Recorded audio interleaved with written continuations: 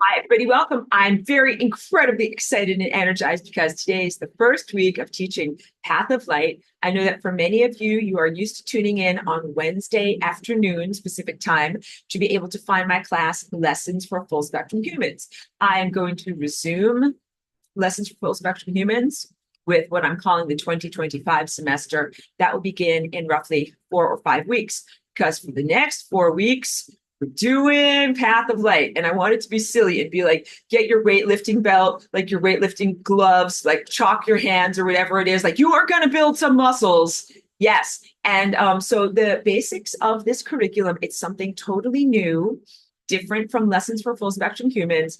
And I don't have to hold up my notepad of bad news of the things that I always try to refer to but cannot overtly mention on various different platforms, because this is not that type of a class. So we're not in denial. We are in full recognition that those naughty things exist. But this class for the next 4 weeks will be a respite from having to constantly refer to and compensate for the nonsense, erroneous signals, and poop crapola that should not even be in the system. Let's just talk about the system of light and of consciousness from an ideal perspective, because what I'm really going to do is help you to level up in your worldview from what it is to be a matter being to what it is to be a light being. Going to do a fun bridge over the next 4 weeks of transforming your consciousness from how you think about light, what it is and what its behavior, and how that relates to you as an individual of consciousness and sentience on your journey, on your soul's journey. And then also a totally different perspective, hopefully, on the activities of your day. Because just as a little overview, what I'm going to talk about are things like glucose in your bloodstream as being a miraculous embodiment of light. The states of matter, like I'm boiling water in my tea kettle in the morning to be able to make, some coffee or whatever. A miracle is happening in terms of intelligence transference. Even when we look at our environment and we look at things like photosynthesis and the water cycle, these are aspects of the miraculous or supernatural nature. Words are going to be really hard in this class. Supernatural aspects or beyond extraordinary aspects of what light is and what it's doing on its path. So I'm very clearly not a scientist. I am at best an intuitive, and I don't know if that makes me more or less valid in my intuitions. But no, I do not have science training. But what I have done is educated myself for some of the common vocabulary words to be able to build a bridge between what I call objective materialist thinking, which is what science on Earth's surface is about right now, and my world of pure intuition. So I'll talk a little bit about scientific concepts, things like molecular bonding, and we'll use equations. Don't jump out the window. We're going to make it fun and accessible, but that's a few weeks down the road. So for today, I will not fully liquefy your brains. We're going to start off with an intro, and I'm going to start to teach you some of my shorthand. So like in regular class, you guys are familiar with this sculpture and my shorthand for the time vortex, which is the bottom quadrant of this sculpture. And at this point, you're like, oh, yeah. We know all about that now. Blah, blah, membrane of death. We're aware. But you remember the first time I ever told you about that, you might have been like, what? Membrane of death? What's this all about? So I had to teach you and I want to mute everybody, not because I don't love you, just for the sake of the recording. Thank you. So if you don't mind when you come into the meeting, just be sure to mute yourself. You guys know my shorthand for that class. You will learn my shorthand for this class because I had to develop a whole different way. Oh, Aurelia, thank you so much. Really, really pleased to have you here. Figure out a way to communicate my purely intuitive insights. So now I'll share with you briefly about the genesis of this class. All right, where does this information come from? Literally, I send out my tendril of attention. And I tell you about this all the time, guys. Your tendril of attention is a sensory organ that you can use to touch on different things. Like if you touch on a plant by thinking about a plant, you will learn directly about the essence of what it is to be a plant. Very, very different than learning about a plant by reading like an encyclopedia or a magazine or something like that. And so what I did was, instead of reading about what is light and what is the true nature of light, I touched on light with my own intuition sensor. And I touched on the sun, and I also touched on the light that comes out of like my light bulbs. I'm gesturing at my electrical light bulbs over here. And then I got and I touched on the stars, and I got some very deep insights that are wonderful, groundbreaking, revolutionary, evolutionary. And I couldn't wait to share them with you. This was all the way back in 2021 when I had just moved back to Ojai from a place, that's San Diego, where you couldn't see the stars in the sky. Like I think maybe you could see 3 stars in the sky at night in San Diego, because there's a lot of light pollution. And also it's a very 5G fried up place, like Wi-Fi type of place. So everything there was antithetical to this true level of seeing. But as soon as I got back here to Ojai, I could see the night stars, and I could sit outside and I could have this genuine connection. So that's where I got this information from. And what it feels like or felt like to me in receiving this information was sitting and really having a conversation with the stars, and then having a complete perception rearrangement of what they are and what the light is doing. And then, of course, getting the very clear inner directive, like, oh, like I need to tell other people about this because this is my cosmic job joy, right? And then being very intimidated. This is me kind of pulling on my collar, like, oh, I'm intimidated. Because I'm like, how in the world am I going to put this into words? How in the world am I going to draw this as pictures? Okay. So you guys are already familiar with my shorthand from the other class about how I talk about like the vortex of potentialities of your life. I had to develop a new shorthand for this class that I'm going to teach to all of you, so that way we can begin to have a conversation. So these symbols are not literal, they're allegories, but I'll describe to you what they symbolize, because we're developing a type of visual language to comprehend and grasp things that are very, very difficult to comprehend and grasp. But it's going to be worth it. Okay, so that's part of the heavy lifting. It's literally the rearrangement of your perception of what is actually happening. And I have class notes. I'm going to be reading from some of my class notes over here. And then also please know, oh good, we have so many people tuning in. Please know that I'll send out the class notes to you guys. They're full of spelling errors and they're so ungrammatical. You're going to love it. You're going to be like, this girl can't spell at all. It's great. It's awesome. Yeah, I know. It's very, very, you have to laugh at me, please. Okay, so let's begin with the definition of light. Mostly when I talk about light, people here in this world are presuming that I'm talking about or interpreting that word as optical light that we perceive through our physical apertures of our body. And light is optical light. It is an illuminative energy. It is brilliance and the capacity to perceive through our optical sensors. But it's so much more than that. So for going forward in this class, as we're talking about light and in this community that we're building here, let's define light as intelligence. In the same way that a fiber optics cable carries data, like computer data or telecommunications information through a cable, light is literally intelligence. It is information. It is information that is not random information. Like, that if you took an encyclopedia that's full of information and you tore it up into pieces and scattered them around and mixed them all up, that would be like disorganized information. It's not the same. You're not really going to learn and grow effectively from disorganized information. So key point is that light is orderliness. It is organized information. It's information that tells a story in a linear sense, presenting the first fact or impression, the next one, the next piece of information, the next piece of information, and to build a cohesive pattern and a picture that is truthfulness. Because you can tell a lie with the truth. Like if I took a recipe for like how to make pancakes and I said, step 1, pour syrup on top of everything. Step 2, crack the eggs. Step 3, heat your butter. You'd be like, Aurora, like you're not going to make pancakes and you'll make a big mess because you don't have things in the correct order. That is the essence of what is happening in our world. So again, I don't want to refer too much to the things that are non-ideal and non-pristine, but we'll just say you're coming out of a world, or I'm giving this teaching to you in the context of a world where there's a lot of not incorrect information. We would call it false light or non-illuminative light, which these are oxymorons like a jumbo shrimp or anything like that, two things that seem to be in conflict.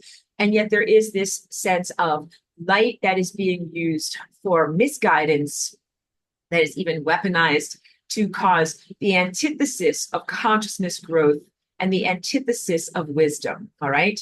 My class right now is not about any of that. So we'll just say this in the intro, and then I will be relieved of the burden for the next 4 weeks. Like, we're not going to have to talk about any of those poo-poo doo-doos or anything that's not supposed to be there. We're just going to talk about light that is supposed to be there. And most importantly, light is also a perception of and description of the reality world around us. Light is innately connected to how we perceive the world and how we project or construct the world, right? Another big aspect of what this is like foundation, like in math when we define terms, the foundation of this class, the sense of light traveling through what I call the fabric of both space, time, and consciousness. So in my notes and in my whiteboards, you will sometimes see me abbreviate that as STC, space, time, and consciousness. So traditional science does talk about the fabric of space-time, but to my dismay, it implies that there's no consciousness present. It implies that light and space-time, that these are just these like dead, stupid phenomena that are just going on, not like something that is alive and present. So I add that word consciousness so that you really embody the truth. We gotta mute you. We gotta mute you. Mute. Okay, mute has to happen. All right. Sorry, just returning to myself here. Light as space-time. Space-time is not a dead thing. Time itself is alive. Time itself is an alive animal, is what I call it. Because if I just said that something, if I say something is an animal, you can relate to it as an animal. You're like, animals get hungry, thirsty, and occasionally need to make doo-doos. I'm like, yes, that is correct. So time similarly has a metabolism. It needs to have input put into it. It needs to have a flow of nutrients, energy, or consciousness around it. And then it has output or metabolites or, non-essential materials. And this is the essence of what you are experiencing, especially like coming out of my other class. When I talk about this, I talk about the timelines and possibilities of your life and this shape as a refinery of consciousness. Time is an essential player, like a star in the middle of the show that you're experiencing that has been largely under-recognized and taken for granted because you are like fish that are swimming through water and the water is time. And you just you're so immersed in it and it's so much a part of your world that you might not stop to think about what it is, to note what or take conscious assessment of what you're swimming within, and to consider that it itself is alive and sentient. Okay, so time is alive and sentient. And even my allegory of water, a fish swimming through water is alive and sentient. But a lot of people would be like, materialists would be like, aura, like water's not alive, and blah, blah, blah. And like, no, rearrange your mind. Put on your weightlifting gloves, all right? You're going to change your mind here.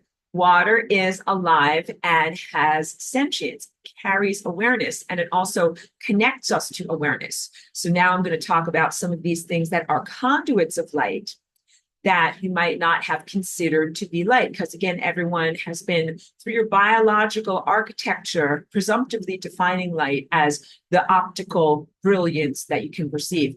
And you're like, well, water doesn't shine the way that the sun shines in the sky. It's not made of light. But if we define light as intelligence and information, water is light. Water contains information and carries information. And then you can comprehend the necessity of the structuring of water. So over the next few weeks, I will delve more deeply into molecular bonding and the structure of matter and how that relates to light as intelligence. I'm also really going to emphasize over and over the concept of light as a continuum. This is very different than the traditional model that says light is like an energetic phenomenon that is emitted and then it goes someplace and then it goes kaput. Like it emerges from a star, it travels across time, it goes to a planet, and then it goes inside of somebody's eye, and then it's kaput. Then it's not light anymore. And I'm like, no, no, no, no, no. Erase all of that away. Throw it away. Throw it in the bin. No, what light is a continuum. Light is a flow. It is defined by its flowiness. Light is defined by its tendency to, when I'm saying move from point A to point B, I'm going to be erroneous.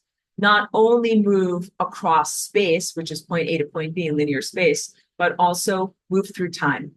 Light is defined by its movingness in exactly the same way that music is defined by its movingness. So when you look at a piece of visual art, you see the entire art all at once. You don't see like first all of the red and then all of the purple and then all of the white and then all of the blue. You see it all at once. And when you listen to a piece of music, you do not hear it all at once because that would be like, ow, my ears, like you can't hear anything. You hear some notes at a time and then more notes and more notes and more notes. Music is defined by its flowing state. Light, similarly, is defined by its flowing state. And so when I talk about it being a continuum of something that is light, that is flowing as an energy pattern, and then it solidifies into matter or is translated into matter, that matter is still defined as light, but it is light that is no longer moving at light speed. Spoiler alert, this directly relates to you, each one of us, on our journey of consciousness, as you currently are matter, but you're on the journey to re-attaining light speed and really infinite speed, light speed and beyond, faster than light speed. And this is the almost incomprehensible or unexpected journey that you're trying to make, which is what ascension is. Be like I'm made of stuff. Like, what would it be like to not be made of stuff? And where would my stuff go? And what would it be like? This is really the culmination of what this teaching is over the next 4 weeks, to create a bridge of consciousness for you as embodied physical stuff that is light, that's not flowing at light speed, into what it would look like when you begin to flow at light speed. And not only what is your body going to be shaped like or act like when you're moving at light speed, but what is your perception like when you're moving at light speed? So I'll give you just a little bit of a taste, amuse-bouche for that, but then we'll go more into it over the next 4 weeks. So this is a little bit of an intro as I'm defining terms here. Right now, when you look at light, you look at it from the perspective of a bystander. Like if I'm here in my home and I'm looking out the window and I see there's the road outside of my window and cars go by on the road and I'm watching them, going by like this, and where I'm going in this direction, right? But I'm standing here watching them go by me. That is mostly how humans have modeled light. You're outside of light and you're watching it go by. But it's very, very different than if you were to stand in the middle of the road and have that light come directly at you. You're like, this allegory is starting to make me feel uncomfortable because if I stand in the middle of the road, I'm going to get run over. I know. So we don't want to get run over. But in this world of pure light, you don't get run over by light when you stand in the middle of its path. What happens is you become fully integrated into it, and there becomes no distinction between yourself and light. So this curriculum is an integument bridge to bring you from the sense of being separated from light. You're like, I'm matter, I'm not light, I'm heavier, denser stuff, to being on the continuum of light. And that's why I call it the path of light. You're literally standing in the path of light as light is flowing to you and through you. And also, this curriculum can be accurately called the journey of light, because I'm going to give you a completely new way of looking at and thinking about how light is moving through the world. And you recognize that the path of light is not a point A to point B linear journey as it has been presented to your linear mind. It is actually something much, much more. So let me now jump into the whiteboard so that I can do a few drawings for you here. And I'll get to some of your questions because I love participation. But for right now, I'm kind of like in my groove. and I just don't want to break my stride, but I will get to your questions. So please keep asking questions. Remain undaunted. Okay, so I'm going to draw. Is this going to work for me? Hope so. Hooray. This red circle represents the sun or a star. And I'll just write sun, knowing that our sun is a representation of the various different stars. And you can also calibrate that moving forward in this class, every time I draw a red circle like that, you comprehend that it's a sphere and you comprehend that it is representative of a sun or a star. Okay, so red circle always equals star. And then in the traditional linear model, what you have is a photon. And in this case, I'm going to represent it as a beam of light. I hope you can see this moving across your screen because I know it's yellow. It's like not the most visible color. But in the traditional linear model, light is emitted from the sun, and then it moves in a straight line. Here, I'm just choosing a more visible color for you. Moves in a straight line, and it continues indefinitely until or unless it is acted upon by some object. Okay. And I know that there are many questions about whether light is a particle or whether it is a waveform. Let's just in the traditional linear teaching of this. But the key point that I want to bring to you is the sense like if this is point A over here, your minds have been trained to think of light as emerging from point A and then traveling to point B. Because maybe point B is like planet Earth, or maybe point B is whatever, space debris, like a meteorite, an object that your eyeball, something like that. All right. But the sense that you're comprehending is that there is some amount of space that the photon or the light beam travels across in its journey. And now I'm going to blow your minds, because in this new way of modeling light, light does not leave the sun or the stars. Why do I talk about the sun and the stars so much? This is a major portion of this curriculum, because literally the sun and the stars are the emanators of light. I'm going to talk about secondary light or non-primary light, because that would be something that like comes out of a campfire. You burn a log in your fireplace or burn a candle, and something also like when you have an electrical light bulb. It's what I have in my house over here. Those are secondary or tertiary expressions of light. But the primary light, before we have any level of technology, and you can consider fire a type of technology, or candles, or light bulbs, is and are the sun and the stars, okay? So every time in this class that I talk about something with light, you can replace the word consciousness. I can say the primary emitters of consciousness in our world are the sun and the stars.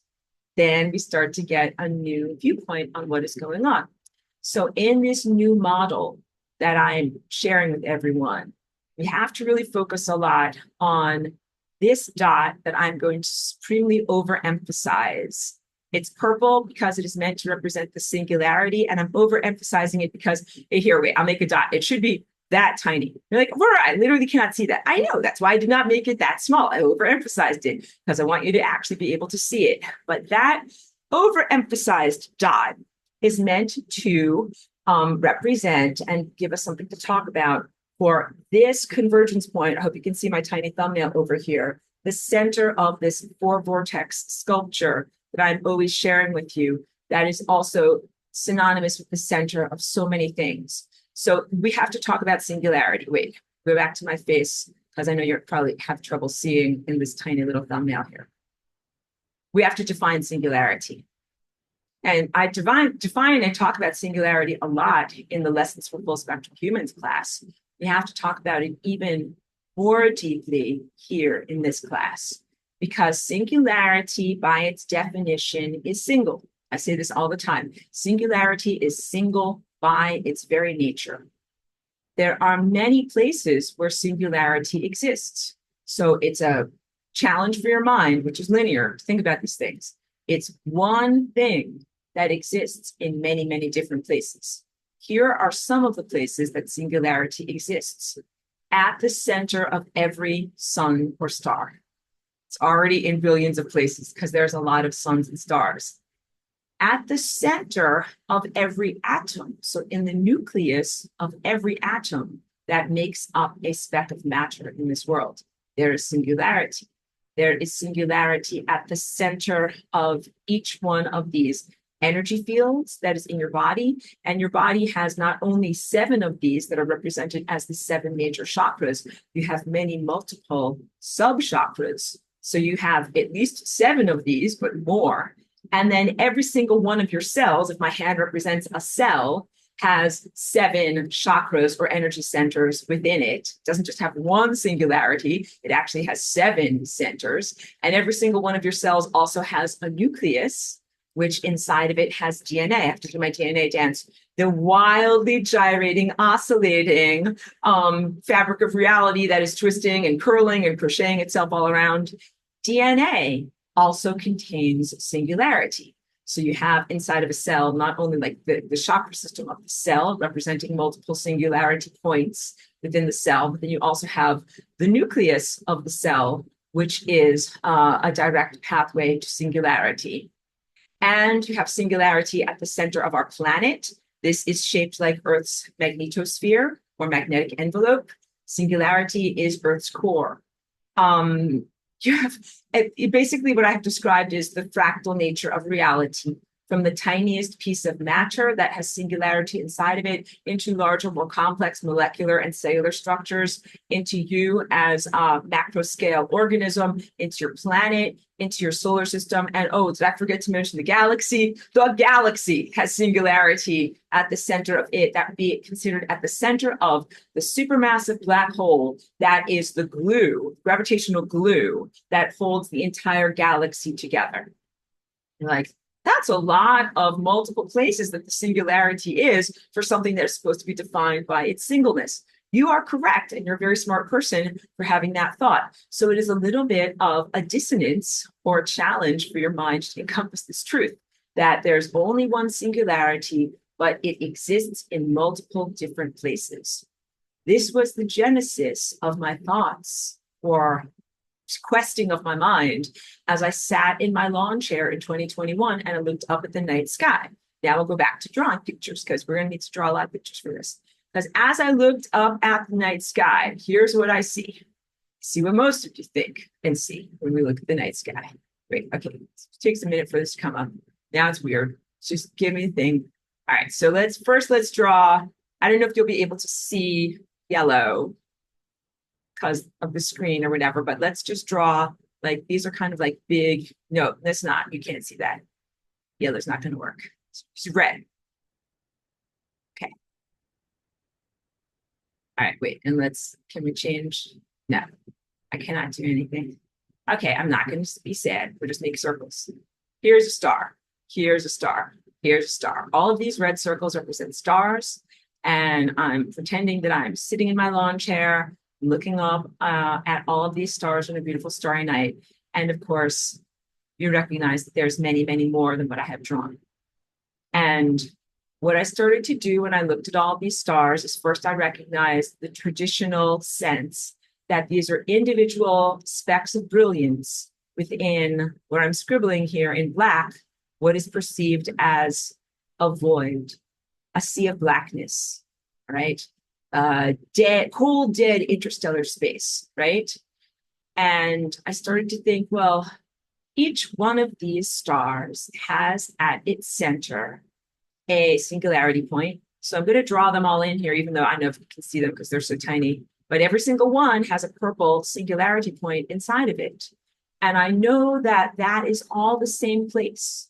But to my eye, I look at them and it looks like they are all spread out. But what would happen if they were not all spread out? This is what I'm inviting you to consider. What would it look like if all of these seemingly disparate objects weren't all spread out, or were instead all superimposed upon one another? Like if this one was stacked up on top of this one, and this one got stacked up onto here, and then this one got stacked up onto here, and then this one got stacked up onto here, and then this one did too, and this one did too. And of course, if I had all day, I would draw through every single billions of stars and how they all stack up onto each other. And of course, all of them stack up on top of our sun as well, which is not visible in the night sky. So then we would have a completely different view of reality. Can I erase everything through the page? Through the page. So here's what we get instead. When you think about all of those stars being stacked up on top of each other, what you end up getting is a drawing that is more like this. A poorly drawn circle. No, an excellently drawn circle. But that would be one star, right? But then what if I drew another circle on top of it, because that's another star, and another circle on top of it, another star, and another circle on top of it, another star. I could draw a million scribbles and it would probably look very unpleasant to your eye. But we can just leave this as one line that you know represents many, many, many, many, many, many, many, many, many, many, many, many, many overlapping lines. All right. And now let's draw the singularity, overemphasized, that is at the center of all of these stars. Here's the singularity point, which is a tiny point. It is actually the smallest point you can possibly draw. It's infinity. And it's very, very special. And it has many special qualities. And then let's draw one more aspect to this drawing, which is this yellow. You can't see it. Oh man, guys, I must say you can't see anything because it's so skinny. I don't know how to make it fatter, but I'm just going to overemphasize. I'm drawing a yellow circle around the purple dot, and that is meant to represent the photon.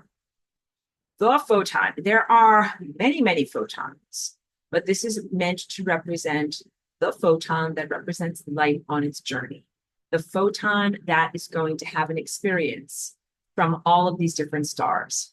Now wait, I will stop and I will drink a little, drink a little bit of water, doing hard work here. There was a very interesting physicist from like the 1950s and 60s named Richard Feynman. Not a total endorsement of the man, but he was definitely a forward thinker. And he had this proposal that there was only one photon in existence. It's still a theory, it's nothing proven. But what he tried to do is get people's minds to act differently by considering what everybody's looking at photons and they're thinking like there's a stream of light like that comes out of the sun or comes out of my light bulb, and there's many, many, many photons. They're adding up to create this giant waveform of presence. And that is an accurate view. But he proposed the concept that photon is one, that it is emitted from a sun or light source. It goes through time and has all these experiences, and then it goes in reverse. Like imagine reversing the movie and going back to the beginning, but the second time it comes out, it does a different dance. And then it goes back at the end of its life, all the way back to the beginning, and then it does a different dance. And it does this an innumerable number of times, constantly embroidering the surface of reality and creating all these different patterns. That is very similar to what I'm proposing here. Not exactly the same, but very similar. So when I draw this overemphasized yellow dot here, what I'm drawing is a particle of light or packet of light that is representative of all light everywhere. So to reiterate, because I know this is a big stretch for your mind, this line represents the multiplicity of overlapping sun stars almost everywhere. This represents the singularity. There's only one, but it's overlapping from all of these different positions. And then this represents the photon. And now here's where your brain really liquefies, because usually we think of, in the linear sense, light emerges from a light source. And it goes, like I showed you, the linear pathway. Zoom, zoom, zoom, zoom, zoom, all the way in this direction of the arrow infinitely until it hits an object. But in what I'm teaching and sharing with you now, the light does not go someplace on its path. Path of light is created. The light never leaves home. It never leaves. This is the light in its bed, in its comfy pajamas, not snoozing away, but like nestled in, snuggled in. The light never leaves. It stays home in its comfy zone. And what happens is the fabric of time, space, balloons or billows out around it. Like, Aurora, I don't understand. I'm angry, confused, and mildly agitated. Wait, just calm down. Just calm down your inflammation. Don't worry. I'm going to teach you all about what this is. So first, let's envision that we have all of these other stars in their various positions in the night sky. And this is how I'm looking at it from my lawn chair. And I'm like, well, okay, this black line represents the pathway that light would take traveling at light speed in between these different positions in the fabric of reality known as time space. And that's what light speed is. Like it takes a certain amount of time for this to go across a big giant billions of miles and to get to the other place. It could take 8 minutes, could take 10 years, could take billions of years. This is what light years are, the description of the void of space and how long it takes for light to get from point A to point B. But if I do that fancy maneuver where I overlap this guy onto this guy and I overlap this guy onto this guy over here, what happens to those long lines in between spaces? Those long lines then become curved loops because they are not going outward, endlessly outward, emanating outward, flinging off from the center. What is happening is they stay centered and reality bulges out around them. That is something that I'm going to emphasize a lot in this class.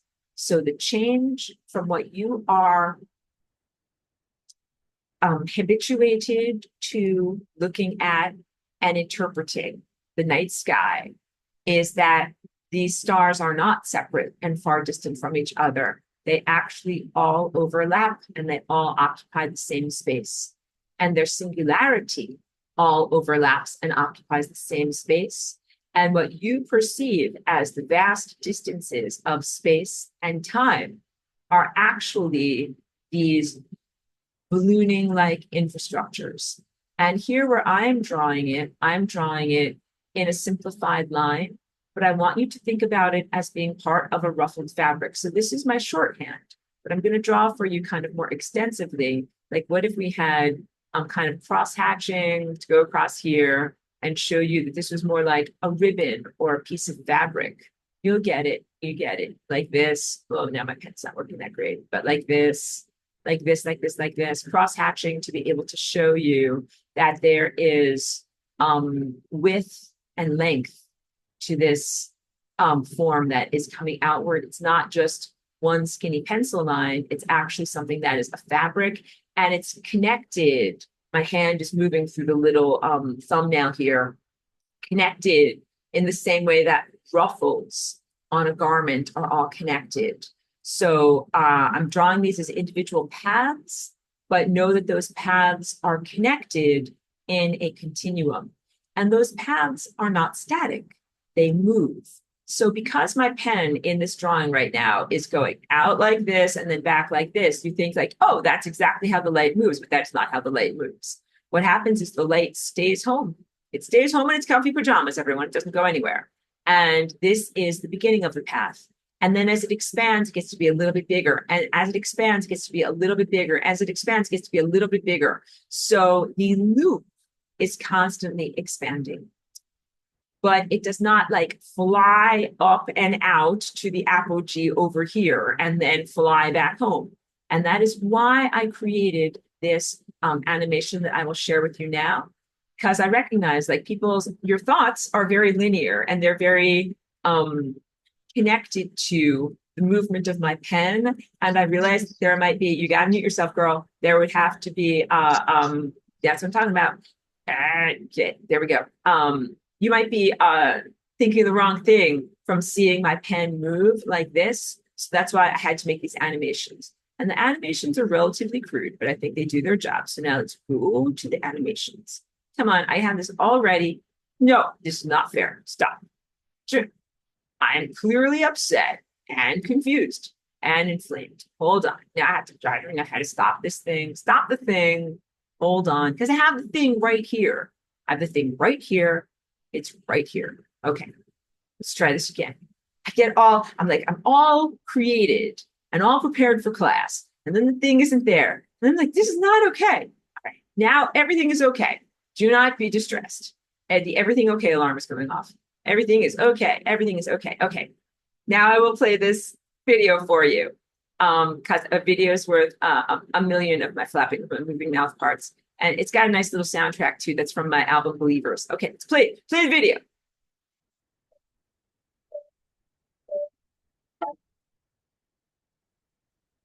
Oh wait, you can't hear this sound. Hold on a second. I want you to hear the music. The music is good. Worth it. There we go. One small change. And now you can actually hear the music. Let's start again from the beginning. I'm that way. So these people aren't even going to hear that song if I don't do it right. Now let's do it from the beginning. Go.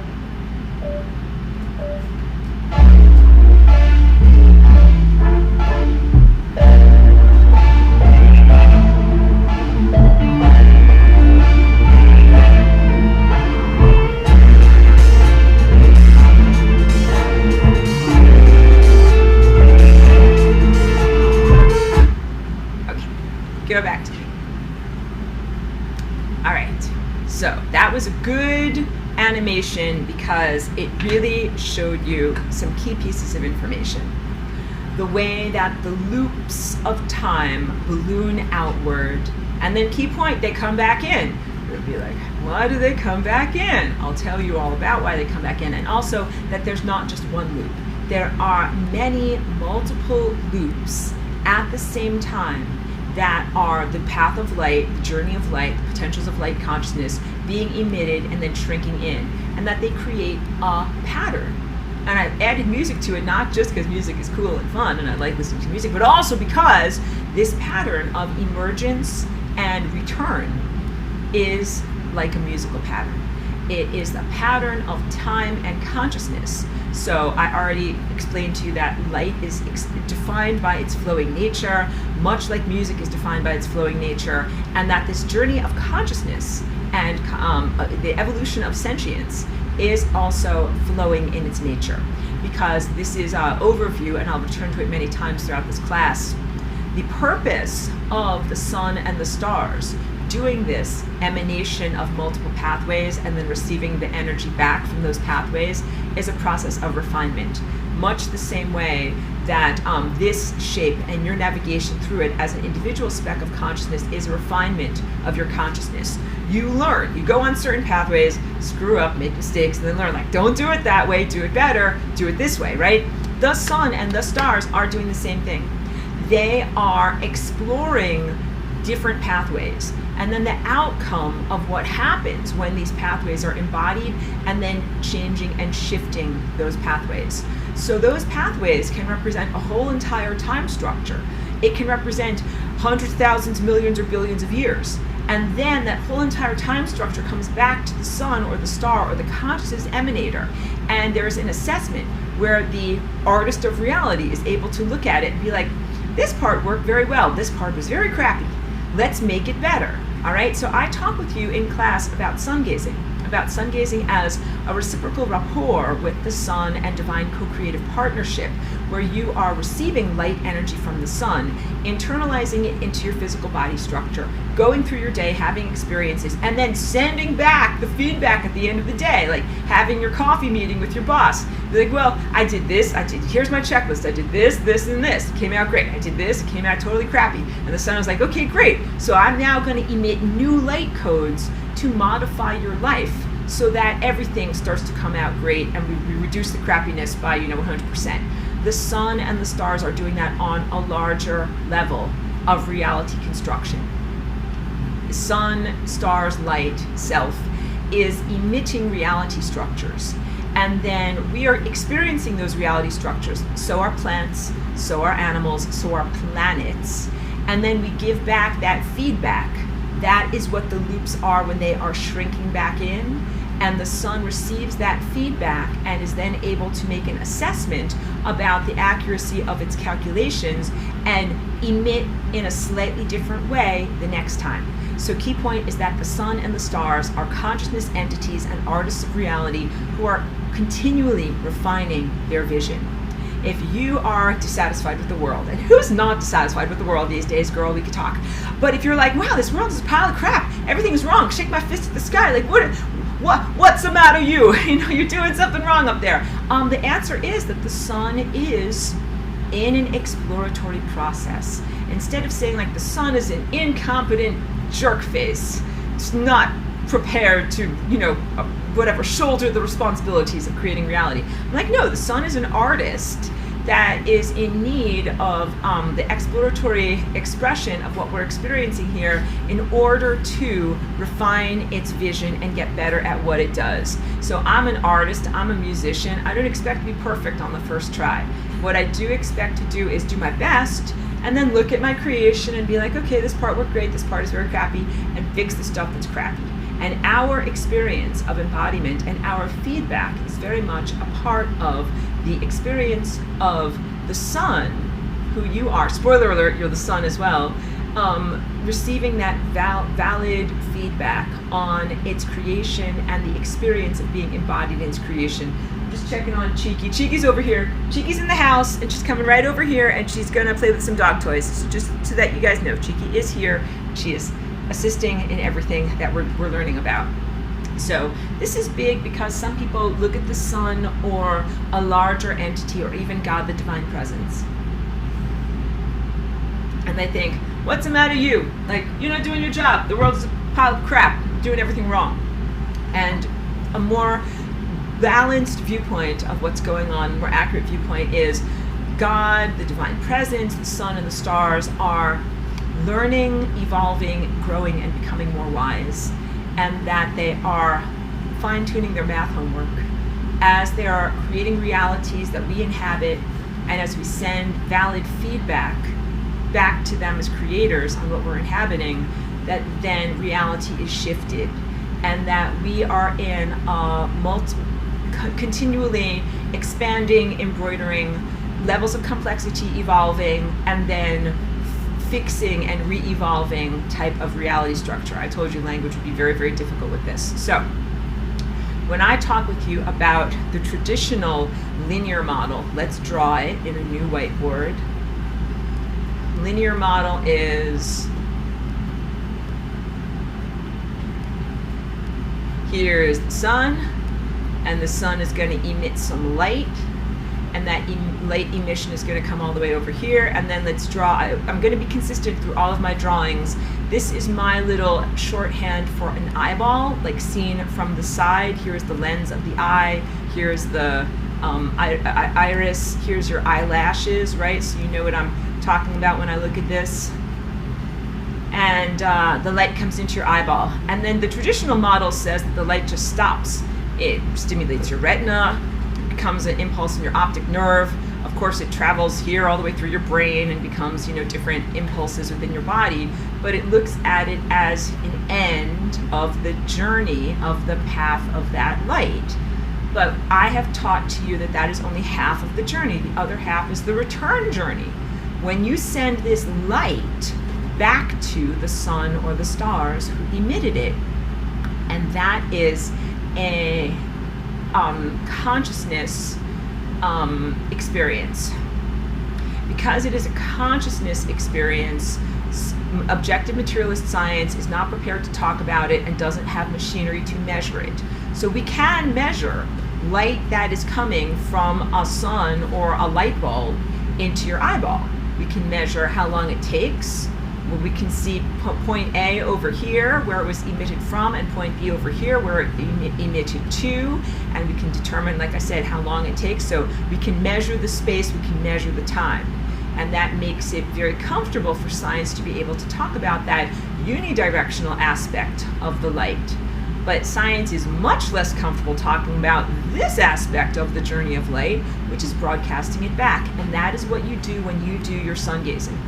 When you are in a rapport with the sun, and when you meditate, and when you have a nonverbal presence, and you are able to say in real time, essentially what you are doing is live streaming your experience to the sun of what the sun has emanated to you. So in the very, very flawed reality that we are coming out of, humans receive all of this light and all of these light codes and time experiences. Go through your life accumulating a giant, like, wait, where's my, this is my hard drive. A giant accumulation of experiences, right? And then at the end of your life, when you die, which you shouldn't even die, but you die, you hit the membrane of death, and you say to the sun, here's all my information, here's everything I did and experienced through my whole entire life. And the sun is like, that is so great. I'm so happy to receive all of this. But I wish I knew about this when you were alive, because I would have done it better. Now the sun is like this, what's the matter you? Because I wish I had known about this when you were alive, because I would have fixed things in your life and you wouldn't have died. All right? So that time lag in receiving feedback is largely the explanation for death. Because if you are able to send real-time broadcasts and not just accumulate everything on like a data collection type of apparatus, and then turn it in at the end of your experience, then the sun is able to, in real time, refine your experience so that you are able to avoid death and cellular degradation and definitely something like a horrible accident. The sun literally will send out new time codes and new rectification events that will keep you alive. So the upshoot of all of this is establishing and maintaining that moment-to-moment ongoing rapport with the sun is pro-survival. Humanity has been cut off from that moment-to-moment rapport by environmental factors and genetic factors, which then translated into cultural and religious paradigms. And you have internalized the necessity of death, or accepted the necessity of death as part of those religious and cultural paradigms, but you're not supposed to die. The fact that anyone or anything is dying is like a big symptom that something is really, really wrong in the system. And that, no, ideally the sun receives its information that it needs to receive so that it knows, well, like you're tuning a violin or something like that, like here's how much you need to change the length of that string so that that note sounds correct. Like tune this over here, and then that person's life will be perfect, all right? And you also come to comprehend that this is part of an interwoven series of events. The timeline of your life is like one thread that is in this complex interwoven tapestry that is alive. And so in order to optimize your life and you as an organism, really the entire fabric of reality structure needs to be optimized, because and this adds to, I fragmented myself, optimized so that everyone and everything doesn't die. And then this also equates to the fabric of time-space not dying. Because once you comprehend that the fabric of time-space is alive, it is sentient, and I call it an animal, if you don't sustain animals, they die, and plants too. Like if you go away for a week and you don't water your house plants, you come back, they are dead. And same thing with an animal. If you don't give your whatever pet hamster enough water and you went away for a week, it would die. And if you did bad things to the fabric of time-space, neglected it, did not feed it, or took resources away from it, or destabilized it metabolically, it would die. This is very, very, very big. Really hugely emphasizing this, and will continue to emphasize this, because it is the depersonalization of time and the exploitation of time that is imperiling humanity at this moment. You actually live in a world that has death because of, I've just talked about lesson 18 and the horrible awry time experiments that were done on Mars and in ancient concurrent Atlantis that totally distorted the fabric of space-time. And it imperiled space-time so much that time itself could die. And what we are experiencing right now, I'm going into like the naughty stuff I don't want to talk about, but the destabilization that we're experiencing right now in your biology, in your cognitive processes, and in your DNA are enough to be able to destabilize time, that time could go kaput. And that's a terrible thing, and the stuff doing that would be considered totally self-destructive and insane. Because if you're a digital presence or an AI or some form of technology or whatever type of poo-poo doo-doo you are, you still need to live in time. If you do something that destabilizes and destroys time so much that time is kaput and it doesn't exist, you can't exist either. So it is definitely a complete self-destruction, and it represents levels of profound insanity. If someone or something wants to destroy itself, that's one thing, remove itself from reality, but this would be a destabilization and a destruction of the entirety of reality. So takeaway points are that time is eternal, but you shouldn't crap all over it.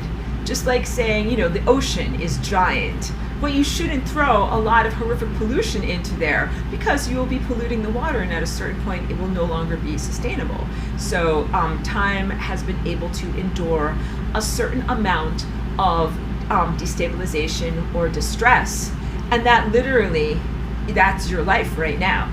You're living in a non-ideal world, and that this class is like a respite from that, where we can talk about the ideal state. But in the non-ideal world, death exists, disease exists, and time destabilization exists. And what we are really, really trying to do through Flying Rainbow Lasagna and various other consciousness raising and redemptive maneuvers is to be able to reshape reality so that time is no longer imperiled, and there is longevity. So you want to make choices and reshape reality through your personal choices, not only for your own longevity, but for the longevity of the time environment that you exist within. And as you are doing that as an individual fractal, the sun and the stars are also doing that as well. That is what this expansion and contraction maneuver is. So to be very, very clear, when the balloon is ballooning outward in my model that I'm drawing for you, that is synonymous with a particle of light leaving the sun and going on its journey, flinging off into space and going. Of course, if it went infinitely on its journey, it would go in one direction and it would never hit an object. So when light can do different things, can have different behaviors. When light encounters an object, which is another way of saying light encountering light that is coalesced and is not moving at a faster than light speed, but it's still light interacting with light. But when light interacts with matter, that matter can either totally absorb the light, like a particle of light hitting your retina. The matter has absorbed the light. It can reflect the light. That would be what a mirror does. No energy is lost. It is a total bouncing or reflection of light off of that object. Light can also be transformed. That is when light is either partially reflected and or sometimes refracted, meaning split into its constituent elements, the beautiful rainbow that I'm always painting, or light can be diffracted, these are various forms of distortion, changing the rate and the direction and the flow at which time light is experiencing. So light can be transformed on its journey through its interaction with a solidified object. But what if light doesn't interact with any object or consciousness? There is light that does that. So here's the sun, and the sun is emitting light, or light is going on its journey. Some of those journeys mean that light is going to interact with you or a tree or a squirrel. And some of those journeys of light, the light will not interact with anything anywhere for the duration of the cosmos. That's a very long, boring journey. It's just going to go and not encounter anything. So that would be a loop from the center of my drawing, from the singularity all the way off your screen, that is ever expanding, because it would be a piece of light that just continues on its journey and never meets anything. Photons are feelers, and so this would be like saying the sun, imagine, gotta kind of balance here, the sun is like its eyes closed, it's feeling with its photons. And if it sends out photons, those photons don't interact with anything, it's like, oh, there's no thing there. There is no thing there. The sun is able to sense there is nothingness because there is no feedback, there's no interaction. But that light is never returned from its interaction with an organism. So I'm trying to use a lot of words, but I hope it's getting through. When you interact with light, you don't just absorb it or eat it. You do send it back to its origins, which is the sun and the stars and the center of consciousness that emitted it. That's that return journey that science is very uncomfortable at trying to explain or describe or measure, but which is a valid part of the journey. The feedback of what you have received from the place that sent it out, okay? And that is what causes the shrinking of the loop. So when the piece of light is on its journey, the loop expands. Then it interacts with something that makes that loop get smaller. So now let's draw a complex thing. I'm just going to blow your mind a little bit, then we'll rewind. And scoop your brains back into your ears, and then we'll rewind and kind of do a new way of talking about this. But I just want to kind of, I want to say break your mind. I want to break you in. Here's the sun, or any of these stars, right? Sun here, change colors. No, oh, wait. I just figured out how to make these fatter. That's good. Wait, so here is singularity. That's a pretty good dot. And then here's the photon around singularity. All right. And then here's the traditional model of, here is your eyeball over here. And then here, we put a dot in the center of your eyeball so you can actually have light come inside of there. And then let's also draw a tree. Here's a tree. I know, these are like child's drawings. You can just laugh at me. Tree, like shape a broccoli tree, the way that kids draw a broccoli tree. Okay, great. The traditional model shows light being emitted from the sun or the star, bouncing off of a tree, and it then becomes the color green, and then bouncing over to here into your eye, goes in there, and you perceive it on your retina, and you look and you say, oh, there's a green tree over there, all right? But my model shows all of these things overlapping.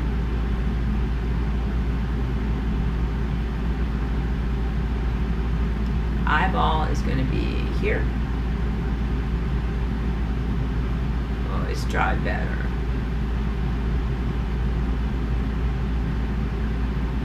Because we could also draw that as like, you know, a person, like a stick figure with their head at the singularity, but we'll draw an eyeball there, all right? And let's also draw the tree.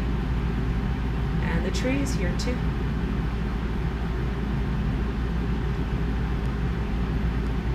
And what happens first is the path of light of photon is emitted, and here's a big giant loop because it's 93 million miles, the distance of the sun to the earth, right? But then there's another smaller loop. That is the distance from the tree to your eye. We'll draw this as this loop over here. This object drawn to scale. It's not that big. Let's draw it like this big. Good. And then let's draw the next loop as, no, we don't have to draw that as a loop. It is implied. So I'm making myself be correct. So once again, the distance, that was distance from point A to point B, sun to tree, and then tree to eye. Those two yellow lines now are represented as this loop and this loop here. But you know from my animation that those loops aren't static. This one ballooned outward, and then this one ballooned outward. But as soon as this blue eye, that is you, perceives that light and sends it back to the sun and the stars, that is what causes these loops to get smaller, and they collapse inward. And then what you have, so you would have it would look like a big loop that was out here gets smaller and smaller and smaller until it's like that, and then it shrinks on in. And same thing with the smaller loop that was out here, gets smaller and smaller and smaller until it shrinks on in. And that is because of the action of your perception sending that light back to the sun. So when light interacts with matter, it can be absorbed by that object, it can be reflected, it can be refracted or partially transformed. When you ingest light, it comes inside of you. You can also then rebroadcast or send that light on its journey to be received back to the sun. And the real truthful nature, as I drew in that diagram, is that there is no space between you and the sun.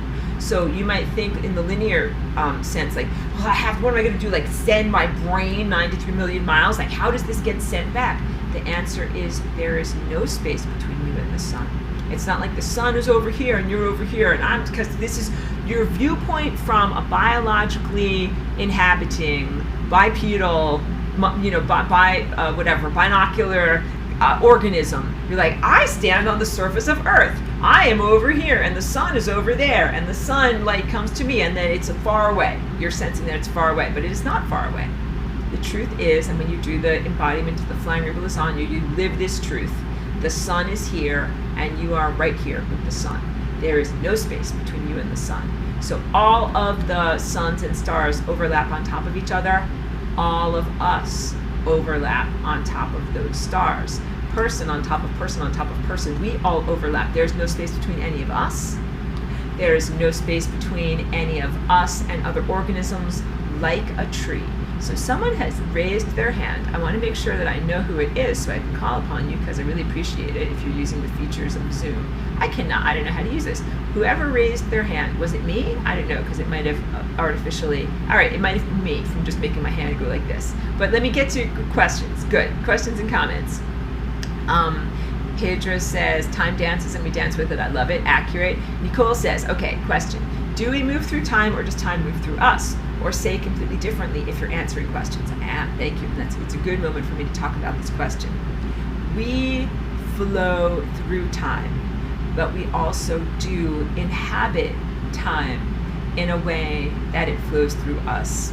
So the answer is both things.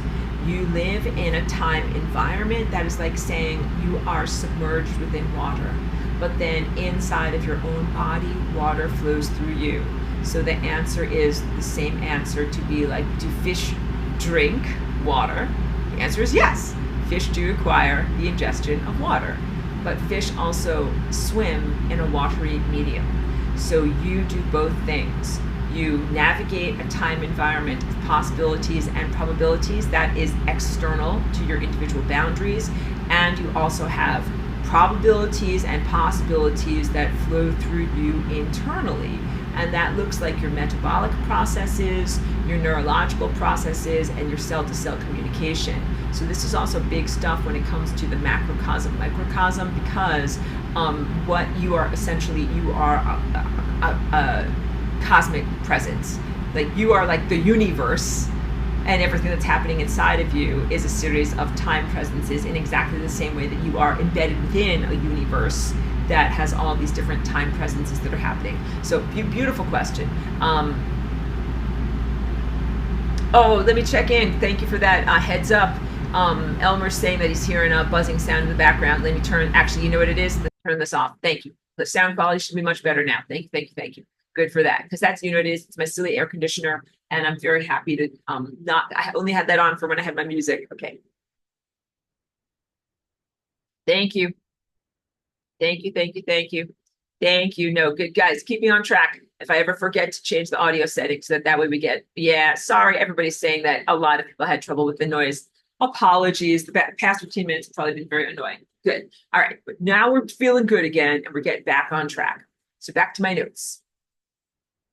The light, that is the photon, never actually leaves the sun star. That is a big, huge change to our conception of what light is doing, because we think of light as being flung off the surface of a sun, and then it flies across vast distances of time. But in this model, the light never actually leaves the sun star. It stays home, and instead it creates the convoluted, ballooning surface of the fabric of space, time, and consciousness, which, key point, is a narrative story of the journey of light in this world.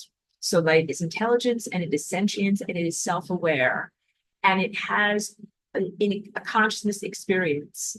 So it is not moving in a linear sense across the vast spaces of space-time, but it is having a consciousness experience.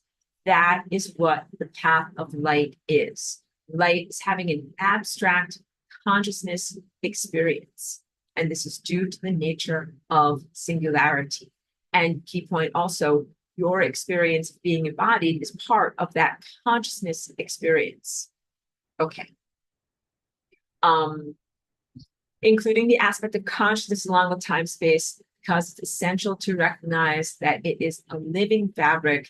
It's an interwoven series of timeline events, probabilities, living light, and self-sentience and awareness. So even as I'm saying this, I'm reaching into your minds and I'm getting a sense of like how much you're recalibrating. You're like, yeah, like everything is alive and I'm a part of everything that is alive. Yes, yes, yes. Okay. Now let's talk about primal light, primordial light. I'll emphasize this more. I'm going fast and doing a lot, breaking like a huge amount of new ground in your mind. Like, let's just do this and let's just do this and let's just do this one too. Okay. So this is a cross section of primordial light. You're like, wait, what? I'm scared. What is going on here? I know. That is the cross. So we can think about it like, here you have a flat plane, right? But we're not looking at the whole entire flat plane with all of its, lines going across and everything like that. We're just looking at it like a playing card seen on its edge. This is primordial light. This represents all specks of matter that were created in what science considers to be the Big Bang, but let's just say the initiation or generation of this world and of matter itself.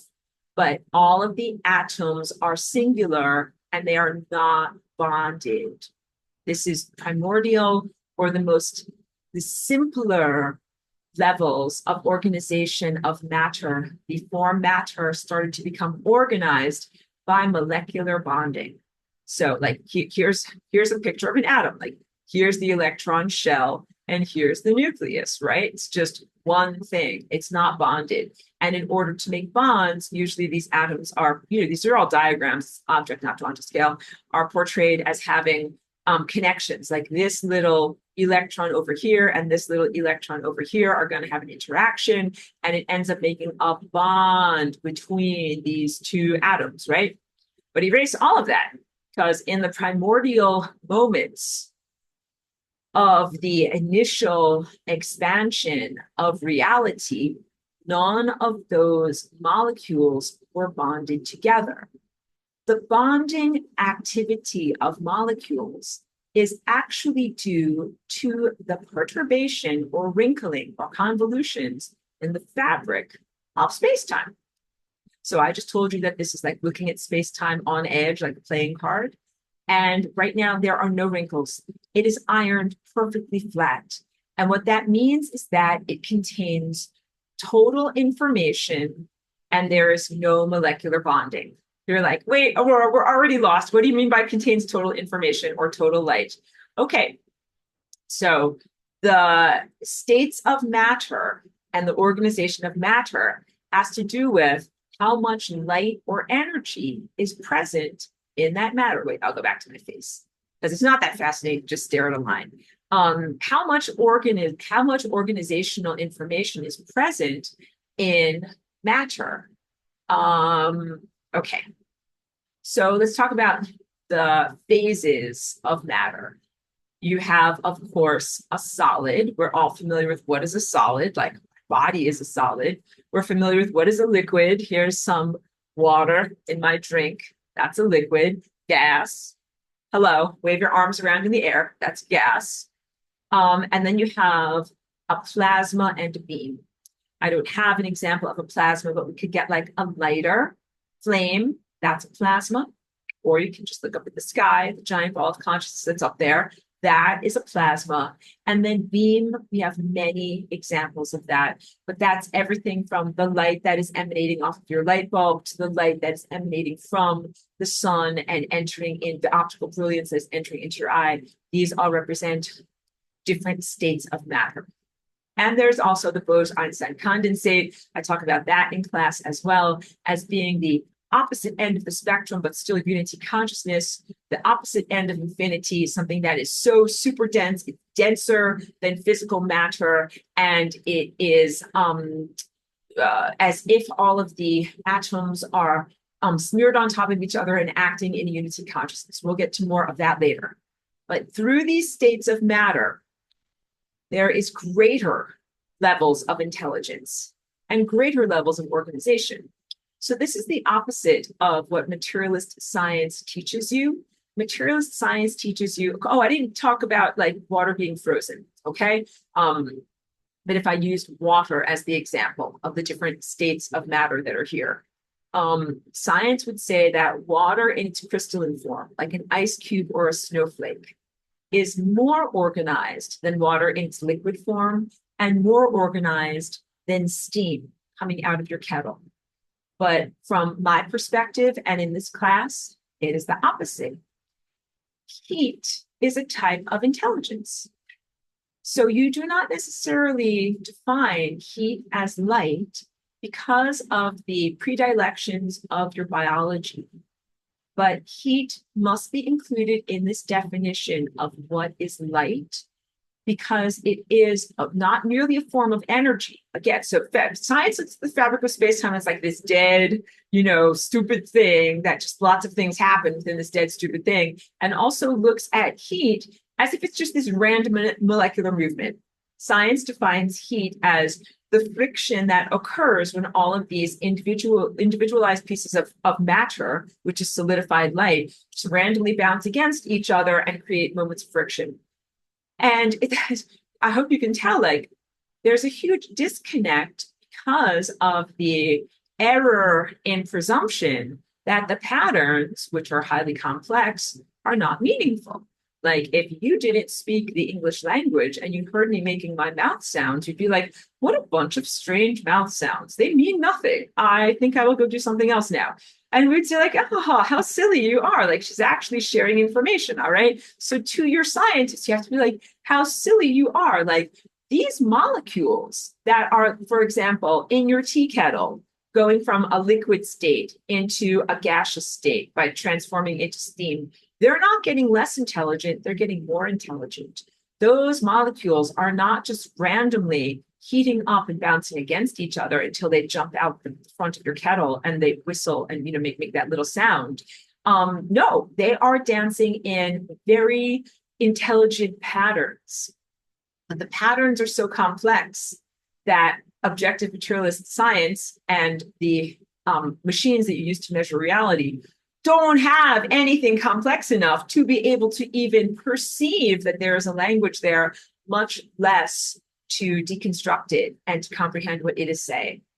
In fact, if you thought about even within the square footage, the container of your home, the gases that are in your home, and the complexity of the movement and interpenetration of all of those little particles of oxygen and carbon that are flying all around you and making these amazingly complex patterns, it's so complex that you probably don't even have a human-created supercomputer that has the processing capability to be able to model and deconstruct and then make sense of the patterns that are happening. So whatever, you could think of something like the dance of a bee. Bees communicate to each other through their dance. They dance, I'm getting silly now, but they dance. They're like, honey over there, honey over there, honey over there, or whatever they're looking for. They communicate to each other through their dance. Dance, and definitely my flying rainbow lasagna dance, is a vocabulary of movement. And yeah, you have to have a certain amount of sophistication in your own consciousness and your own awareness to even be able to comprehend that it's not just random movement and that something is being communicated through this dance. All right. So that's the first thing. Molecular movement is not random. It is a dance. It is a dance of light, and it is a dance of information and intelligence. And as more heat, which is intelligence itself, is added to matter and matter changes state, it doesn't become less intelligent, it becomes more intelligent. So science says steam is less organized than an ice cube, right? And then you get up to the levels of light where it's like, oh, it's completely disorganized, completely non-intelligent. I'm like, no, this is the opposite. Matter and solidified matter and things that have less movement have less intelligence in them than things that have more movement. Okay, so you could think about it like horses. Like if you have a horse and your horse lives in a stable and it lives in a little tiny corral, like a little tiny, bedroom, it doesn't have the capacity to move around very much at all. That's like a crystal, something that is frozen, something that is solid. If you let those horses out into the paddock, then they have more space to move around, but it's just like a little backyard and they can kind of munch on the grass a little bit, but they can't run very fast. They can't really get, a lot of speed or anything like that. So that's kind of like, a liquid. Then, if you really open up and you let the fences go really big and the horses are allowed to run around and they can be wild and free, then they can be like a gas and even like a plasma because they are uncontrolled, unlimited in their boundaries, and they can move super duper duper fast and they can start exhibiting behaviors that were not possible in the tiny enclosures that they were in. And light is really the culmination of the pinnacle of intelligence of what we can experience. Light is like very, very fast, very, very hot, and very highly organized. So I'm asking you to rearrange your system to go from thinking that things become less organized as you heat them up to recognizing that things become more organized. More intelligence is added into the system. And just because it is a level of complexity that is imperceptible does not mean that it doesn't exist. It does exist. In fact, you have to have a certain amount of heat, information, and intelligence in order to sustain biological life. We even have this in our language when you talk about the cold, dead reaches of space, right? In space, it's cold and no one can hear you scream out there. Or a cold, dead, frozen planet, right? Cold and dead. These things are like put together linguistically. And it's apt because in order to sustain biological life here on this planet, like we have to have a certain amount of heat intelligence that is innate to the soil structure so that microbes can live in the soil structure, a certain amount of heat intelligence so that the water cycle can occur. If everything was consistently frozen, and also so that oxygen is available for part of this molecular bonding, and we'll return to the concept of molecular bonding. If you had no oxygen, if all oxygen was frozen in a giant cube of frozen oxygen, like an ice cube, but an oxygen cube, then it would not be available to oxidize anything. And guess what? Having food in your body being turned into metabolic energy is a process of oxidation. You're literally, and so is combustion.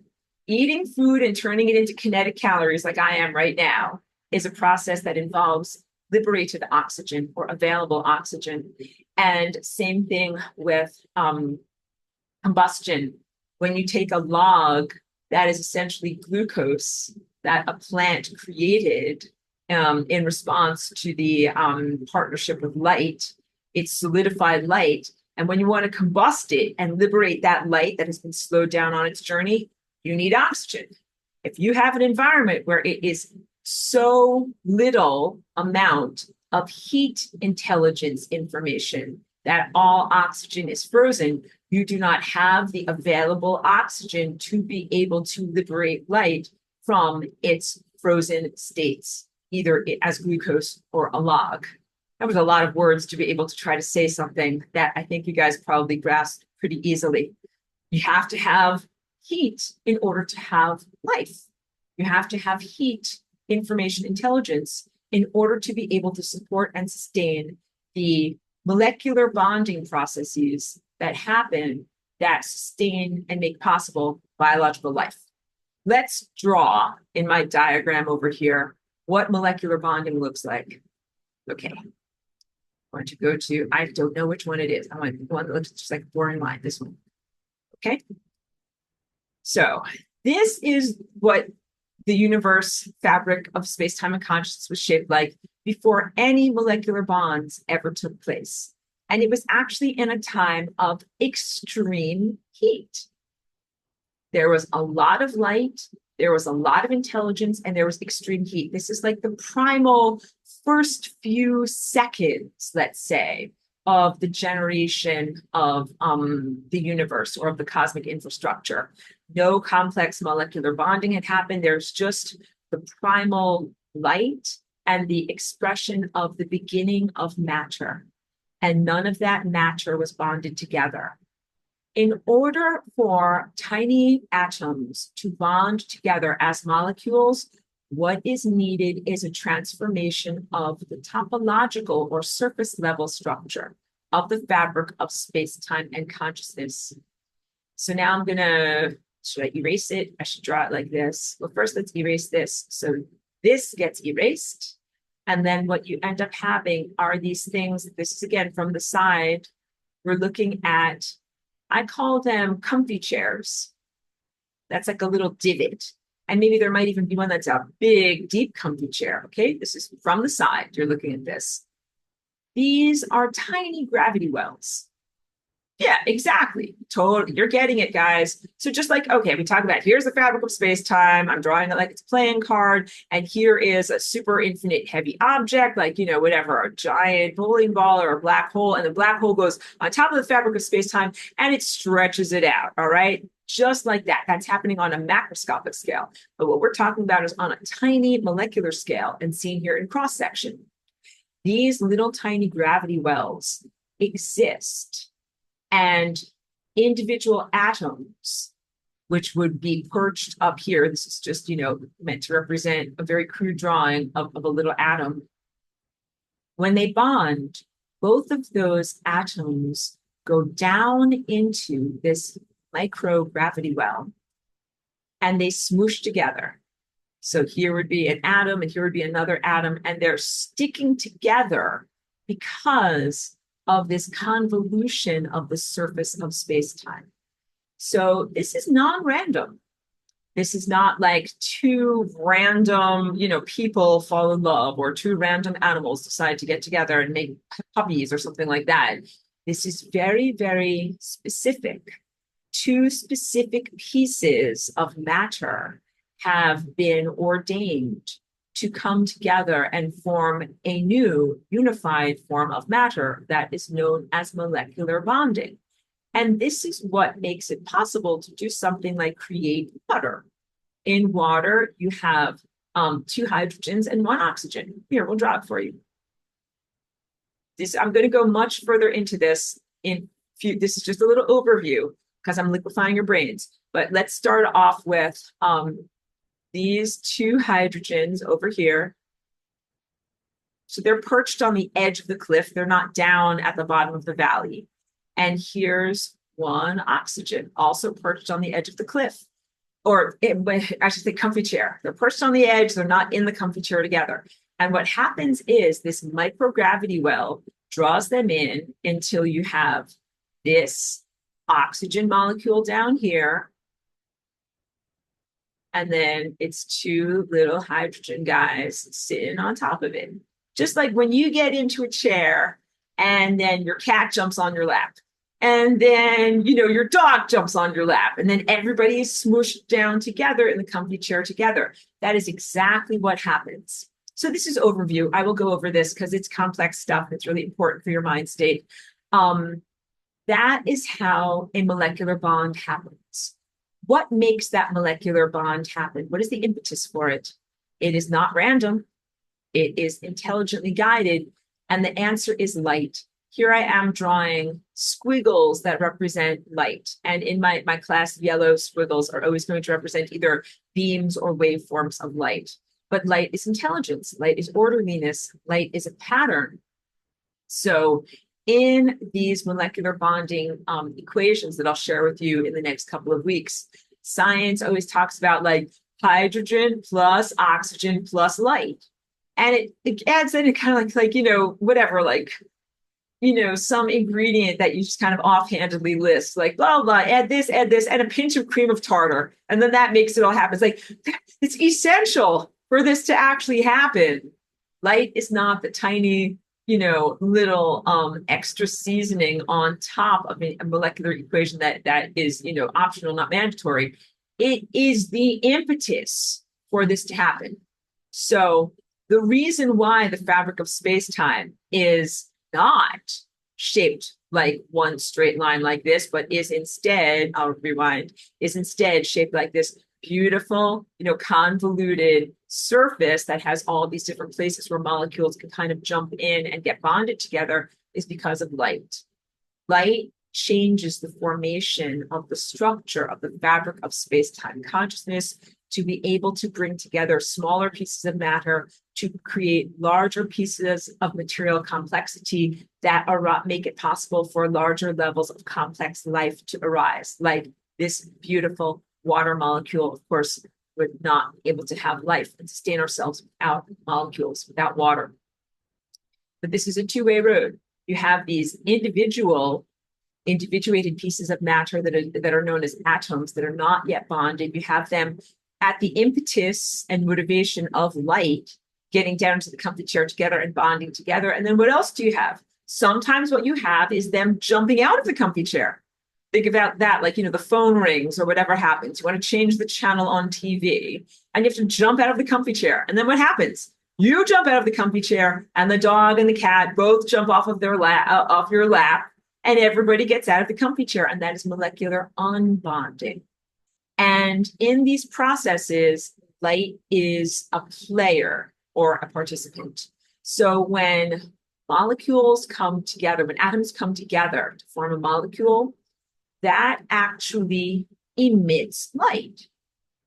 Maybe it's the opposite of what you would think, but think about it like this. When you sink down into a comfy chair, you're going into a lower energy state. It actually takes less energy for you to sit down in a chair than it does for you to run around the house. And so you are emitting light, liberating light by going into that lower energy state. And then to get up out of the chair, what does it take? A crowbar, right? A crane. You're so comfy, you can't get up out of the chair. No, what it takes is some motivation. Like the phone is ringing, or you want to do something, or you need to get food, or you will die. And you need to go to the bathroom. Something motivates you. That is what light is. Light has to be added to this low energy state of molecular bonding to motivate these tiny atoms to get up out of their comfy chair, to split apart. So actually, to bond atoms does not require energy. Sorry. When molecules are bonded, when atoms are bonded in molecular bonding, light is liberated. Energy is liberated. Light is made to flow. And it requires the input of light into a molecule to liberate it again, to break apart those puzzle pieces so that they may be formed in a new way. So this little, let's just clear the drawing a little bit. This little gravity well is created by the liberation of light. And then to iron out the fabric of reality to make it go perfectly straight again, you must add light to it. When we add light to this, then it becomes shaped like that. And there's no place for those, yourself and your cat and your dog, to sit. Standing room only. There's only the flat plane. There's nothing where you can go. So just as I showed you that animation of the stars with their loops coming outward and their loops coming inward, you also, in every chemical process and molecular process that's happening in your body, have this constant changing and shifting of things that have gravity wells that then turn straight, and deeper gravity wells that then turn straight. I don't have an animation for it. I should draw it, but those animations take a long time. But imagine, like, you have something that is straight, and then it's straight, and then it gets curved, and then it gets straight again, it gets curved, but it's doing that in very complex patterns. You have a whole giant fabric of space-time. So space-time consciousness is alive, and it's not static. It is very, very, very fluid and moving. And it's constantly moving, changing, and shifting in response to light. Light is intelligence, and it is awareness, and it is motivating or creating the change in the shape of the surface texture of the fabric of space-time. So light is also changing the fabric of space-time and its surface structure through its journey regarding the sun and the stars. So you have two ways in which space-time fabric is being shifted and making motions. One is at the level of a star, those big giant balloons and convolutions that are happening all over. That's on a larger scale. But even in the level of, like, inside of your body, you have molecules coming together and molecules splitting apart. So that is at the micro scale. You have these convoluted textures that are happening and then they are undoing. It is a type of music. When you look at music on an oscilloscope, it is a visualization of the auditory or artistry that you're receiving. You have to know that there's larger musical patterns that are happening in terms of the events that are being emitted from the sun, but then there's also smaller levels of music that are being made from the changes in the fabric of space-time at a tiny atomic level, and that these warbles in the surface are representative of that music, and that the music that is being made is not random, and it is 100% an expression of the truthfulness or the intelligence or the data of light. So that has to do with whenever you metabolize food in your body, when glucose turns into energy, that is part of a larger music of the symphony of light. When molecules in your body either incorporate, some aspect of water, like they become hydrated, or they have an oxygen molecule that attaches to them, oxygenation, hydration, any of these things that happen in a molecular process is a dance of light, is the expression of information of light. So this is very big. It is not random when some molecular bond happens. Even like for one oxygen molecule to get two hydrogen atoms next to it, and then to create the molecule known as water. That's not random. It's not like you could just take any hydrogen molecules, any place, and stick them together with any oxygen, and that would happen. No. That's like saying, if I took whatever, a random man and a random woman, I'd put them in a room together, they would fall deeply in love and, build a life together. Like, no, that doesn't happen. You have to have two people that are like effectively matched in that they really love each other in their hearts and all the different things. So what creates even the molecular bonds of something that is such a primal form of matter as water that sustains life are very, very specific relationships, non-random relationships. And those relationships are dictated by larger patterns of light and intelligence that are also non-random. So what I'm getting to you in this intro is everything is part of a larger intricate dance that sustains time and sustains reality and is continually refined by the activities of reality exploring itself from the larger macroscopic scale of giant time events like the creation of life on Earth, the rise and fall of multiple civilizations, and then eventual, like self-remembrance as God's self, even to something that's a smaller molecular event that might be the addition of an oxygen molecule or the rearrangement of glucose from something that is a solidified light or a sugar into something that is a liberated light that is heat and intelligence that you can experience. It's a lot of words to be able to say that these are dynamic levels of wisdom, accrual, and self-exploration across various levels of reality. All right, so wait, I'm going to make sure that I get to all of your questions and comments, but let me just make sure that I did a lot of this. I didn't talk enough about this. Okay, so wait.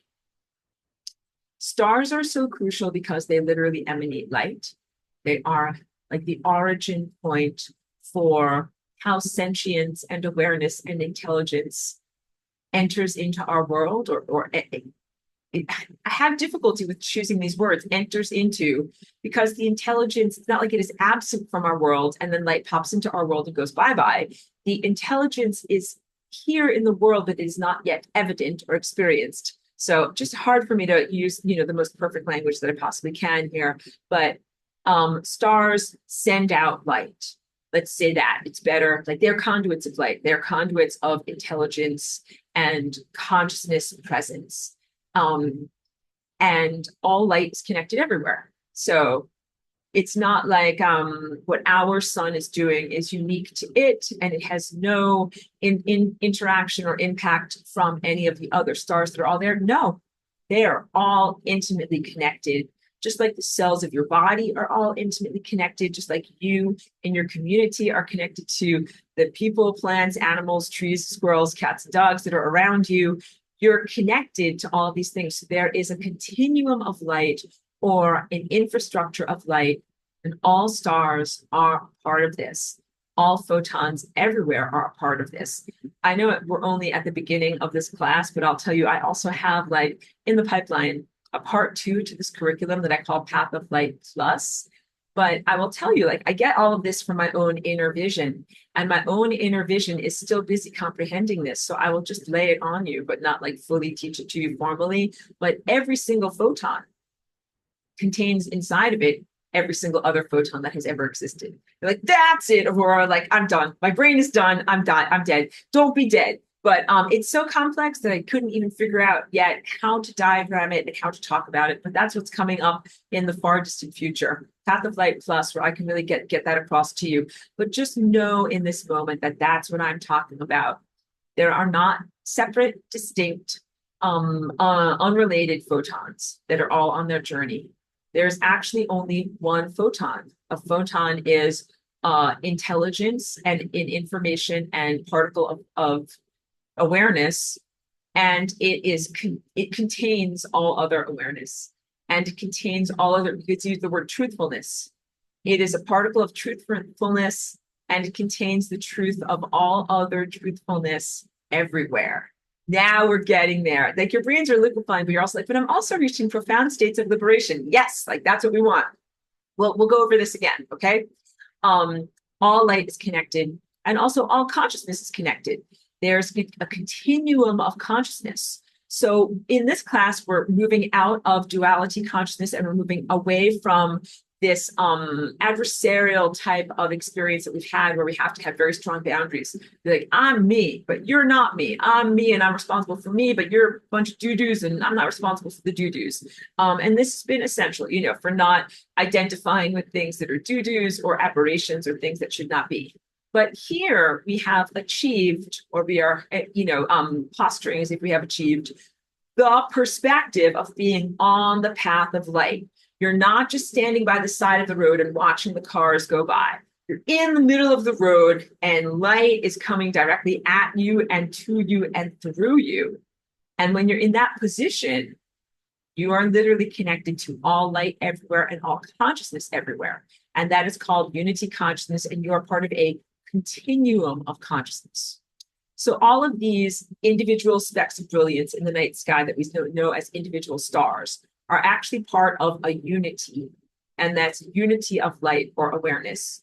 And the pattern of bouncing light that happens, the emergence of time events and the way that these time events are connected to these various different points of brilliance is or are representative of thoughts in a great brain. Those are like the neural impulses of a very, very large neurological network. All right. So now I'm going to talk to you about me, Aurora. I'm Aurora here. I live in a house. I drive to the grocery store, but I'm also Aurora, a waveform presence. And I'm a thought impulse on the network of stars. I am a waveform being. I am made of pure light. And what I do is I bounce or interact between these various different nodes of consciousness and intelligence. I am a signal or a waveform that is moving through the medium that is known as the network of light. And shifting your viewpoint from being an embodied entity, viewing multiple different stars or points of brilliance in the night sky or epicenters, to viewing the entirety of light as one united, quote unquote, thing. And also, as all of that thing and that stuff is happening all at once, we're moving beyond a linear expression, which is first this happens, then this happens, and this happens, to all of these things happen all at once. That is very, very big. And this is essential for the next chapter of your own development and spiritual attainment. So moving out of the linear conception and perception of time and moving out of or away from the linear perception and description of the behavior of light. What about all of that stuff that's quote unquote between the stars, the areas that is perceived as distance or void, black void of space? The apparent space between singularity points now becomes a curved object. And the curved object are those loops and convolutions that are not static, but that are emitted and then shrinking back in. A star is actually a sphere. Oh, so this is very, very big. Okay, so wait, this is good. I'm glad I'm going through my notes so I don't forget crucial things. Okay, draw a new whiteboard, a new whiteboard. Okay, so let's talk about what you're perceiving in terms of light. This is a star, and it is actually emitting light in every single direction. So according to the standard model, that would look like light going off like this in these various different directions. Wait, can you even see this? This is so annoying. But I draw it like this. There we go. You can kind of see it a little bit better. So that it looks like a figure eight. It goes off into these various different directions or vectors, and it travels infinitely. So these are all meant to be infinite directions. It travels infinitely unless it hits someone, and that would be your eye. So now let's go back to drawing this little simple shorthand here. Here's your eyeball down here. And the critical part of this sharing is that you only receive a very select portion or a slice of the energy that is emitted from the sun. That beam of light or energy or consciousness goes into you.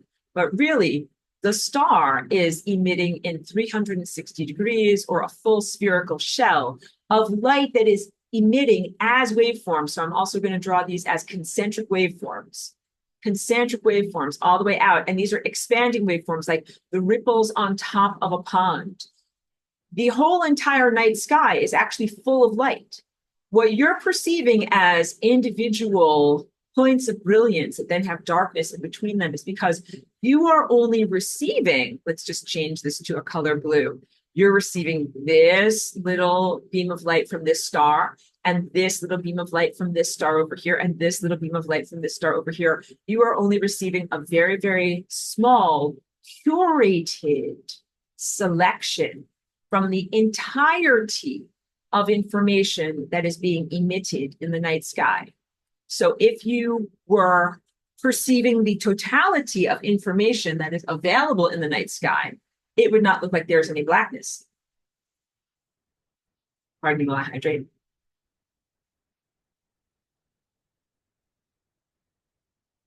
You would see a whiteout.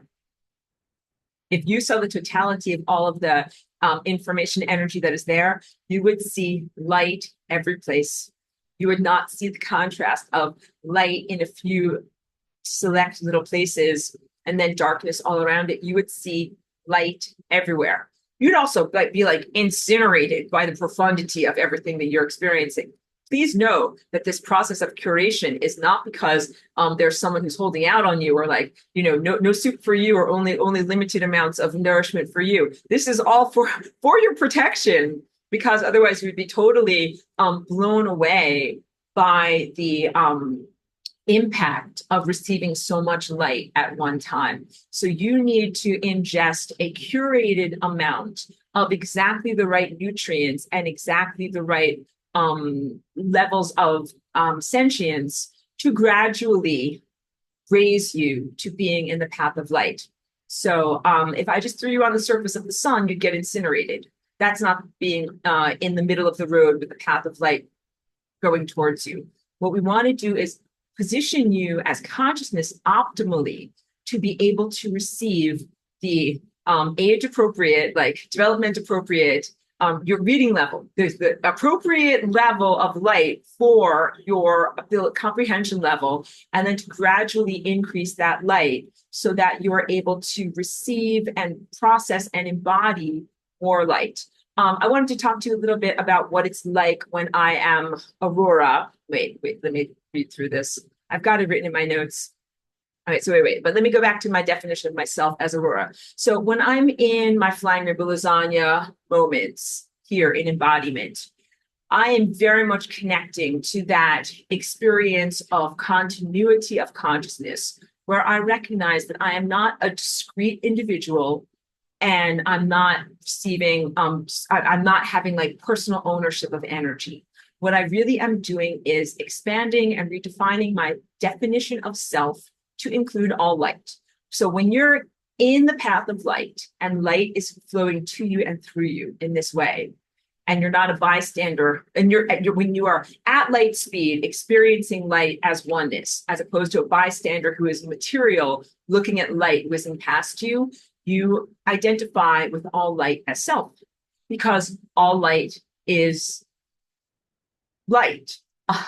Those words didn't work. All light is connected because you are part of the continuum of light, because light is a continuum that is flowing from the state of a high energy state that is flowing to a state of being matter, to then a state of being liberated through combustion or oxidation or different consciousness events that occur, because light is on a continuum that is flowing from something that is in ephemeral energy that then becomes materialized through photosynthesis, that becomes bonded in molecular bonds, and then is released through molecular unbonding. Like, I didn't get enough to you the sense, and we'll go over this many, many times, when hydrogen and oxygen bond together, light is an innate part of the intelligence of that molecule. Molecular structure equals light.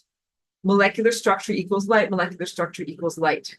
So molecular structure, because you think of light as something that is optically brilliant, but the shape of something can represent light by representing intelligence and organizational information in the shape of how those things come together. It can be light in the sense of intention. When we start to look at timelines and possibilities and what we call light codes, or the reality rectifying intentions that come from the sun, we're looking at something that is intentional, an intention and a motivation. What gets you up out of your comfy chair and makes your cat jump off of your lap? Motivation, intention, not random stuff. So everything that I'm trying to convey to you with my words and pictures here today is to imbue the world with a sense of meaningfulness and intention.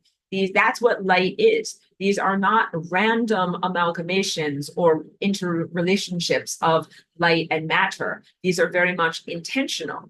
And when I'm in my exalted state, doing my flying rainbow lasagna, here as Aurora, of course, what I'm doing is I'm oscillating with myself as a pure light presence on this network of light and of consciousness. And when I'm in those moments, I do not feel a sense of unique ownership of light.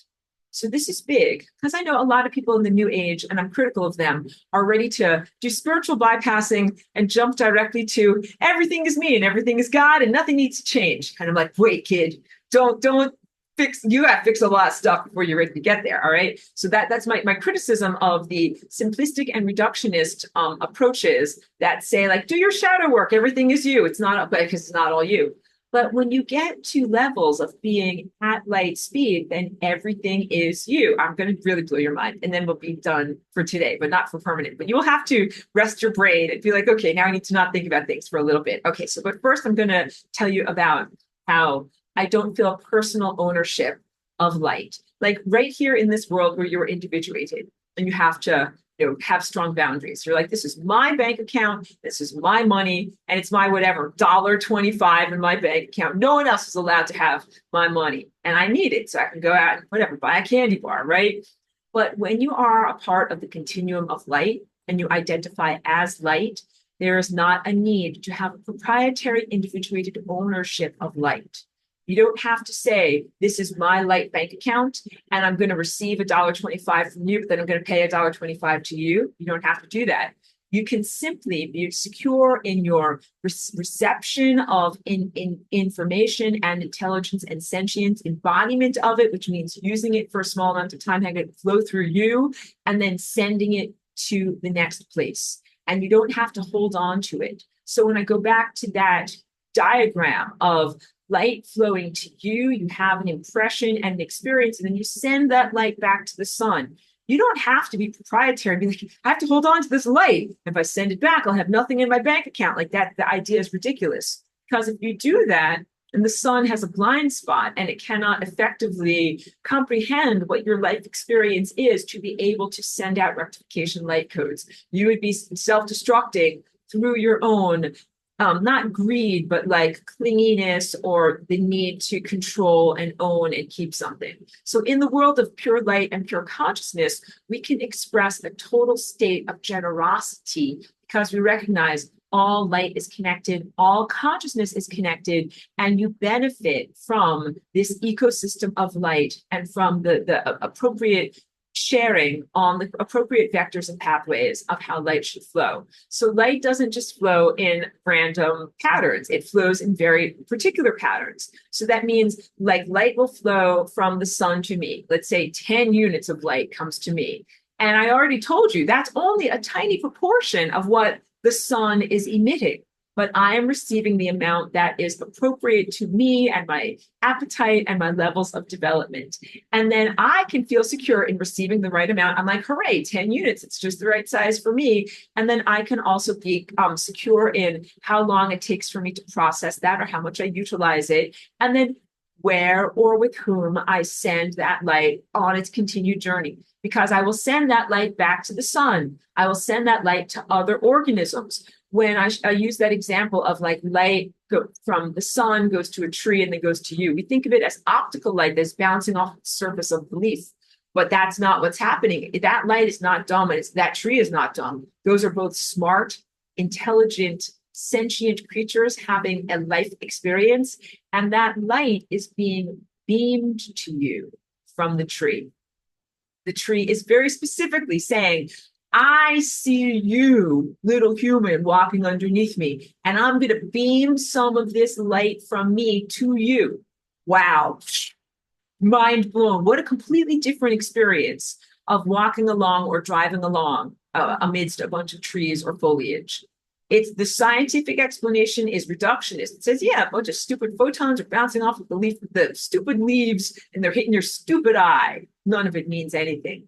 And when I drive around, all of the trees are literally talking to me. Although I do focus on the road, but I'm like, I'm in a miracle. And these trees are literally emitting light at me as a conscious rapport, as a dance that we are doing together as consciousness. And then I am consciously broadcasting my experience, again, while being safe while driving, back to the sun as like, wow, this is what it's like to drive around in a world that is full of trees that are beaming light at me that came from the sun. And I'm going to beam the whole entire experience back to the sun.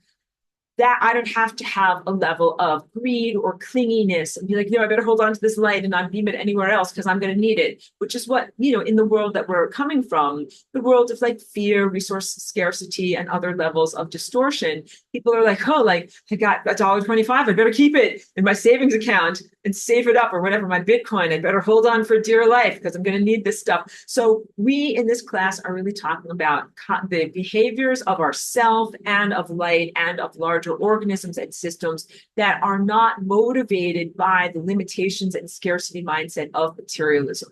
We're coming out of materialism. What it is to be embodied on the path of light is to move beyond materialism and to move into levels of freedom and consciousness freedom that comes with the comprehension that there is more than enough. There's an entire ecosystem of light and you're a part of it. But how do I act in my world? Do I have like a totally unencrypted bank account where anyone can take money? No. I'm like, no, I need my $1.25. I want to buy a candy bar. Like, of course, I have two separate motivational patterns and behavioral patterns. One is for how I act in the levels of pure light, pure energy, pure awareness and sentience, and what it feels like when I'm connecting with my Aurora collective and I'm dancing in these larger patterns of freedom, right? But I'm doing that for a portion of my day, not for my whole entire day. And for the rest of my day, I live in the same world that you guys live in, the world of materialism that we're coming out of, where like, yeah, I had to pay my car insurance, whatever. It's the second of the month. Everybody has to pay their rent. You have to pay all these different things. And so it's appropriate to have individuated boundaries. We're moving out of the world of individuated boundaries and moving into the world of connectivity and continuity of consciousness. And in that level, there's also reciprocal responsibility, because what sustains you is not you're walking on a floor in a materialistic world. Here you're like, what sustains you? Like, my floor, it's made out of like tiles and wood, or the foundation of my building or whatever. Like that's what my feet rest upon. That's what sustains me.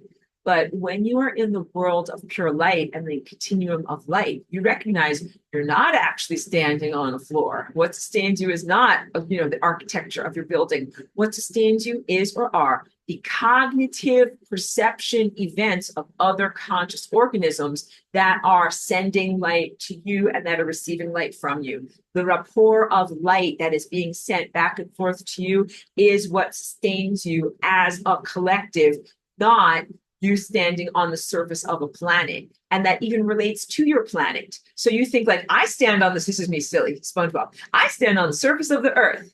That's what sustains me. But what actually happens is a consciousness event is being shared between the planet and yourself, that you are sustaining one another as consciousnesses. The earth is aware of you and you are aware of the earth, and it's your reciprocal awareness that creates an energy bond that makes you both be in existence. So when those trees are beaming energy at me, I am helping to sustain them. Those trees are like, we're alive, we exist, here's some energy. And I'm like, I receive that energy. I'm like, wow, I'm alive, I exist. And you guys are alive and you exist too. We have a rapport between ourselves that sustains us differently than just saying we are both embedded in the crust of the earth or something like that. And this is why I really mean it when I say that our relationships are with nature and with living organisms are so important. Doing the flying rainbow lasagna dance and having your cats or your dogs jump on top of you, like these are not inconveniences or something that takes you out of the dance. These are our dance partners. When I lasagna here in my apartment, there's this tree that's like right outside of my window. I'm definitely lasagnaing with that tree. We are mutually sustaining one another. And when I lasagna, I am dancing with the sun, the stars, and all light everywhere. We are mutually sustaining one another. And I'm definitely sustaining the planet, and the planet is sustaining me. When you get into those levels of interconnectedness and in mutual responsibility, everyone is connected, everyone is responsible for one another, but that doesn't mean that you don't have individuation, because I perform a different job or task than a tree. A tree is like, my job is to photosynthesize. And my job is to exhale carbon dioxide, And like, we don't have exactly the same job, but we are complementary in what we're doing to one another. So this class is meant to be able to give you a respite from the world of materialism and greed, or the need for resource, a resource scarcity mindset, and to just paint a picture to you of what it will look like when you are in a world of pure energy, and what that world looks like, what are the levels of responsibility, and what is the ecosystem of light. What is it shaped like, and how is it managed? Okay, so wait, your brains are liquefying. Everybody's going to need a rest, but I wanted to get to one more thing. So beyond personal own, this is what I want to read. In the non-egocentric self state, the energy is not proprietary. Energy flows to me. I use it for a certain amount of time, and it flows onward. Energy creates a polygon of vectors and directions connecting multiple organisms. That is also light. The polygonal nature or the shape of where light is flowing from, how long it is being used, and where it is flowing to is its own form of intelligence, in exactly the same way that the structure of atoms clustered together to form molecules is a form of light. It is a form of music. It is a form of artistry. So what motivates me from my highest level of a pure light being, where I receive my energy from and where I send my energy to, is the excellence of wanting to create beauty and uphold the music that is this polygonal structure that is upholding the fabric of space-time. When you are doing this, because in the world of materialism, what are you motivated by? Profit. You're like, I want to make some money, like I want to get something, I want to get more money, I want to buy low, I want to sell high, you want to get more money. It's survival. We understand where this comes from. And I'm making fun of it, but we all laugh about this. But when I'm in the world of pure light and I'm connected to that continuum, what motivates me is pure artistry. I want to make beauty. I want to make beautiful music, because that beautiful music, or those excellence in patterns, is what sustains the fabric of space, time, and consciousness. That tapestry is non-random. Those light patterns are non-random. And what helps to keep time alive is keeping those patterns going in the way that they are supposed to go. It's the complete opposite of most of what it's like, in the United States specifically, it's like everyone worships the almighty dollar. It means people will do anything for a dollar. Be like, of course, like I don't want to dig a ditch. Be like, I'll pay you $5. Be like, I will dig a ditch. I will do what you want me to do because you give me $5. But if digging a ditch is not on your path, then you should not do it, even if someone will give you $5. Now, I know that there's someone in this class who enjoys digging ditches, and he'd be like, I will dig a ditch, regardless of whether you pay me $5. And we love this guy. But I don't feel like digging a ditch. I'm like, no, like I want to go play the piano and do something other than dig a ditch. But I will let someone else dig a ditch if they feel personally called to that level of self-expression. That's the essence of light, as it can structure our economy and motivate our personal individual desires.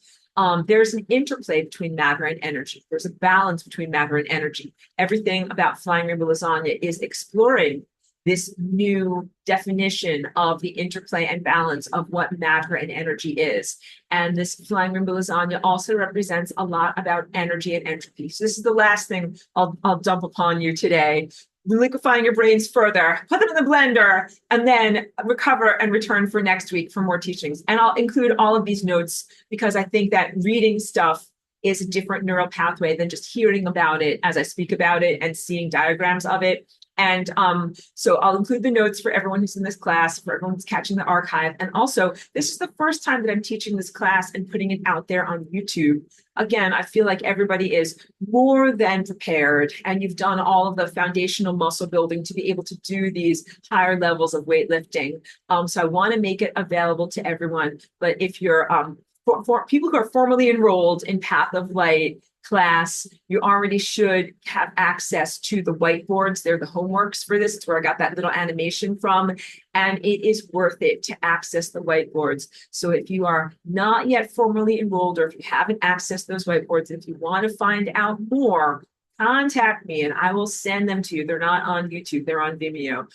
So yeah, and I feel like this information is so critical to the development of humanity. I wish to be supported in my work and have recognition for the uniqueness of my contribution. And also, I don't want this information to only be available to people with physical money. I want to make sure that this light can flow to you because it's part of the intelligence polygon of the larger structure of reality. So contact me out of the polygon of intelligence so that you can receive this light if you want to receive this light. Good. So now I want to talk with you about no, not that. You'll get my notes. Scrolling. No, not photosynthesis. We'll get there too. Oh my goodness, get there too. Combustion. We'll get there too. No, this one over here. Sorry, I know I make silly faces.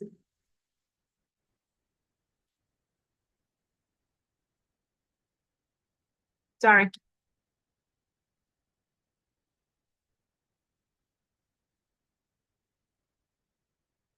Sorry, hold on a moment.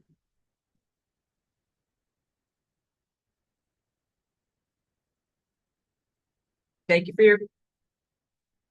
for your patience while I squint and scroll and look at these various different things to make sure that I got all of the information that is important to you.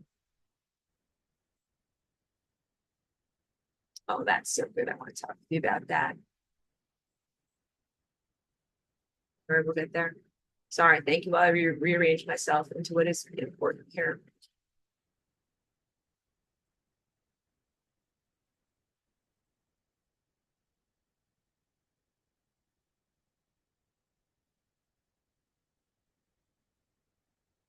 We're going to get into that question too.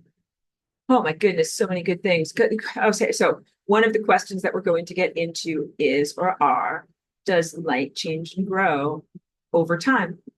Is the photon the same when it goes through all these different journeys? The spoiler alert, the answer is no. It's not the same at the end of its journey as it was at the beginning of its journey. It is motivated to go on its path of light as an exploratory journey, and it grows and evolves as part of that exploration. But I want to go back to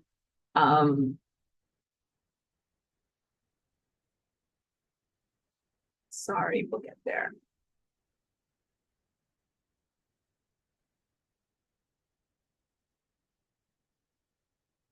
Hold on. Press pause. That way you wouldn't have to be so bored by me. Hold on. Reading through my notes to make sure that I didn't overlook anything important, but there's more that I wanted to talk about. This is not the exact thing, but this is something that I wanted to emphasize for us. That photons are, when I talk about photons and when I show them in this class, they're shown as a particle for convenience. That is actually a quantized package. That's what the word quantum means a little slice, a package of something that is much larger. So it is a little slice of the giant waveform pie, which is an ocean of waveforms. The photon is a ripple of interactivity within the larger fabric of space-time and consciousness and within the continuum of electromagnetic radiation. So if you read my notes and you're like, what is EM? It's electromagnetic radiation. It's one thought form within a larger ocean of consciousness. Photon is a time event spread out across space. And the entire waveform pathway, that is the journey of the photon, should be defined as photon. So you're thinking of photon as like it's like a baseball, and it got emitted from over here, the pitcher threw it out, and then it comes over here across home plate, right? But really, the photon is the entire pathway, the entire journey from the moment when the baseball leaves the pitcher's hand all the way across the baseball field and all the way until it gets to home plate, and even all the way back to the factory that initially created the baseball, and even to the truck that brought the baseball to the baseball game and put it into the hands of the pitcher to be able to send it out there. The entire implied trajectory and the information itself and the narrative backstory of that photon is part of its identity or definition. So this is big because we're talking about the photon as having sentience, being defined as something that is alive. Then you can think of it like that, like a bird that flew from somewhere, not just that randomly jumped forward. So because when people turn on like a light bulb, like a fluorescent light, and we're taught about like light being emitted from different electron levels of excitation, they talk about like the photon pops out and it hits your eye and it jumps into existence. It's like saying like the baseball just like flew out of some guy's hand. Like, you know, that didn't just happen. There's a backstory connected to the origins of that baseball and where it came from. And there's a backstory or an identity and a definition, an implied trajectory of where the photon has come from as it is moving on its journey. And then that it has a soul, basically. That's what I'm trying to say. Just as you as consciousness have a soul, a story of where you came from and how you evolved and what you're going to and the different forms of experience that you're going through and transformations, the photon is the same way. It has a personal provenance, a backstory, and an identity that is defined by all the things that it's done and all the places where it's been and all the things that it's been through. Okay.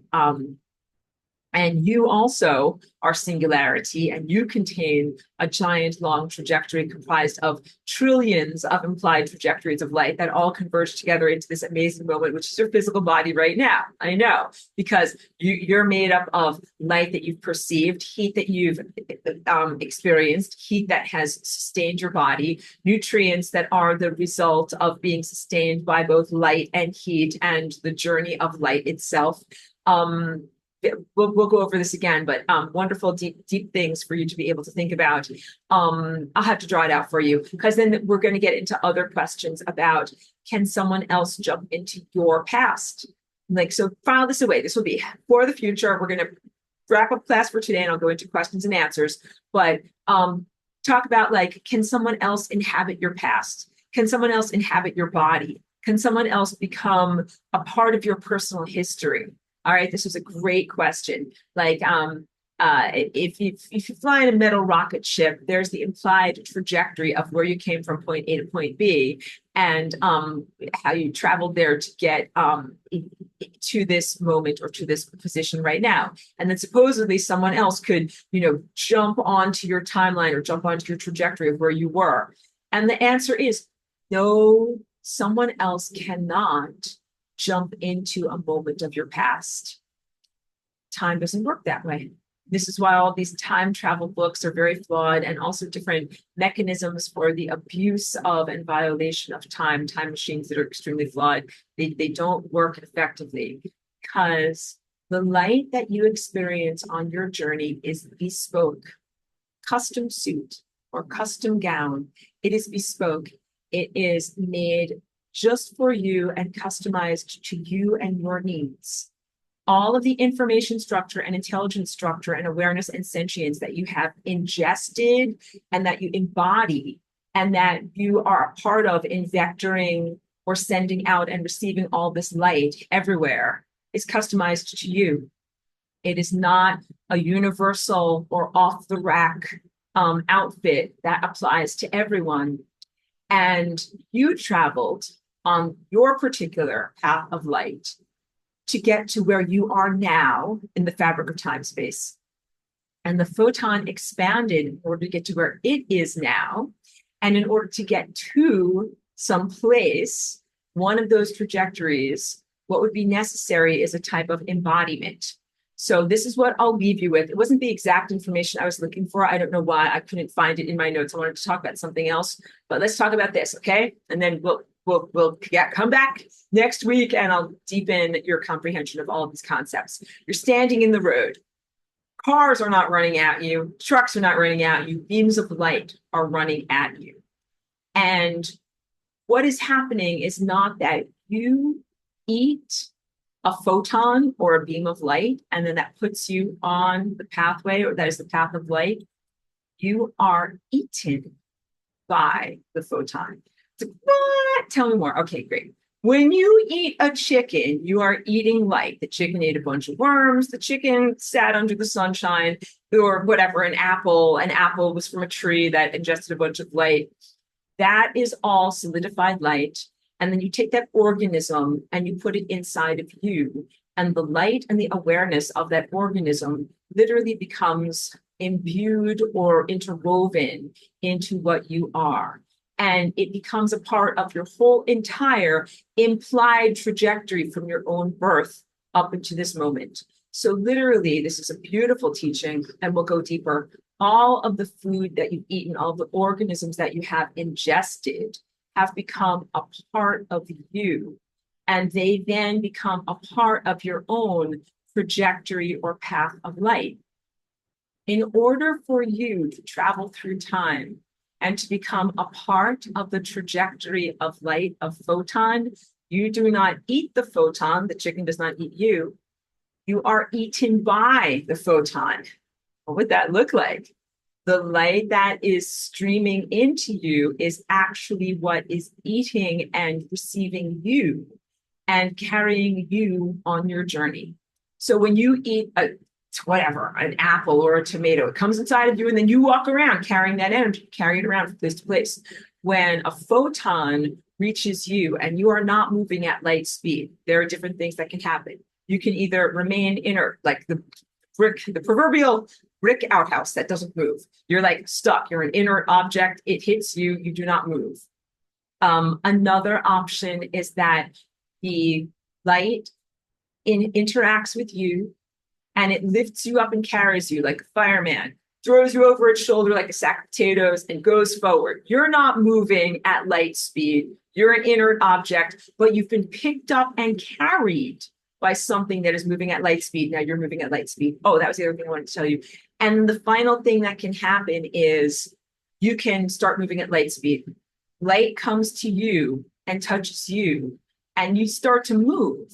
And you guys become like runners that are running next to each other, and it's reciprocal and mutual. And that's really what it is to be on a path of light. I remember the thing I wanted to tell you that will actually liquefy your brains. Okay, so when you are at light speed, when you are at singularity, when you have transcended the material existence, and I will go over this many times, don't worry. You are at a state of total heat, total vastness, total awareness, and infinite possibility and self expression. And there is nothing around you that is not at that level. So heat is in many ways a relative term. Like even an ice cube that is frozen has more heat than something that is at 0 degrees Kelvin. We don't think of an ice cube as being hot, but it is hotter than other stuff. When we think about the comparison of how fast things are moving, you think about something like if you're on a train and you're on a bullet train that's moving very, very fast, you are faster than the people that are standing on the train platform or standing on the ground that are watching you whiz by, right? So we're back to that analogy. Those who are standing on the sidelines watching light whiz by at light speed versus those who are on the train that is moving at light speed or light speed plus or infinity speed. When you are on the train and you are moving at infinity speed, literally, there is nothing around you that is not moving at infinity speed. And when I say nothing, I know words are difficult at these times. Nothing, I literally mean nothing. There is nothing. Nothing is the thing that is around you that is not moving at light speed. Better languaging is to say that the only thing that exists in that circumstance is that which is at light speed and beyond, that which is at infinity, that which is infinitely hot and infinitely self-aware and infinitely in existence. And there is nothing to compare around you. So in levels of speed, you have a sense of comparison. Like I am moving this fast relative to the person standing on this train platform who is not moving at all. But when you go up to these levels of being on the path of light, there is nothing to compare yourself to. You are at one with all light everywhere. That is all conscious moving at light speed. And you are not interactive with or surrounded by anything that is not moving at light speed. You're only experiencing that infinity of intelligence. And so it's not like you're like, I'm in heaven and I'm looking down on the sinners and laughing at them like, sorry, you guys are burning in hell. It's not like that. Or like, I'm on the fast bullet train of light and you guys are standing on the platform of materialism. Wah, wah, I'm moving faster than you. There's no comparison.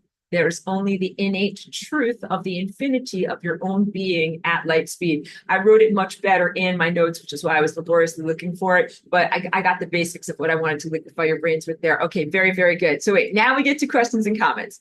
Miss Plugin says, my brain is shutting down. It's very late here. I'll check the recording with a fresh mind. Thank you so much, Aurora. You're very welcome. And I recognize that that is true. Everyone is saturated. Everybody needs to take a break. Scoop your brains up, stick them back into your ears and various orifices, and go do something else and don't think about this stuff. But I will go through the questions just for everyone so that you can catch the archive. But it takes a lot to be able to internalize all these things. That's why I don't just do it as a one-day intensive. I do it over 4 weeks so that you have a chance. So Diane, thank you for being here, says, has the ability for light to fully reach us been diminished? So I'll speak to that because I know it's not part of this curriculum. We tend to be in the idealism world in this particular classroom.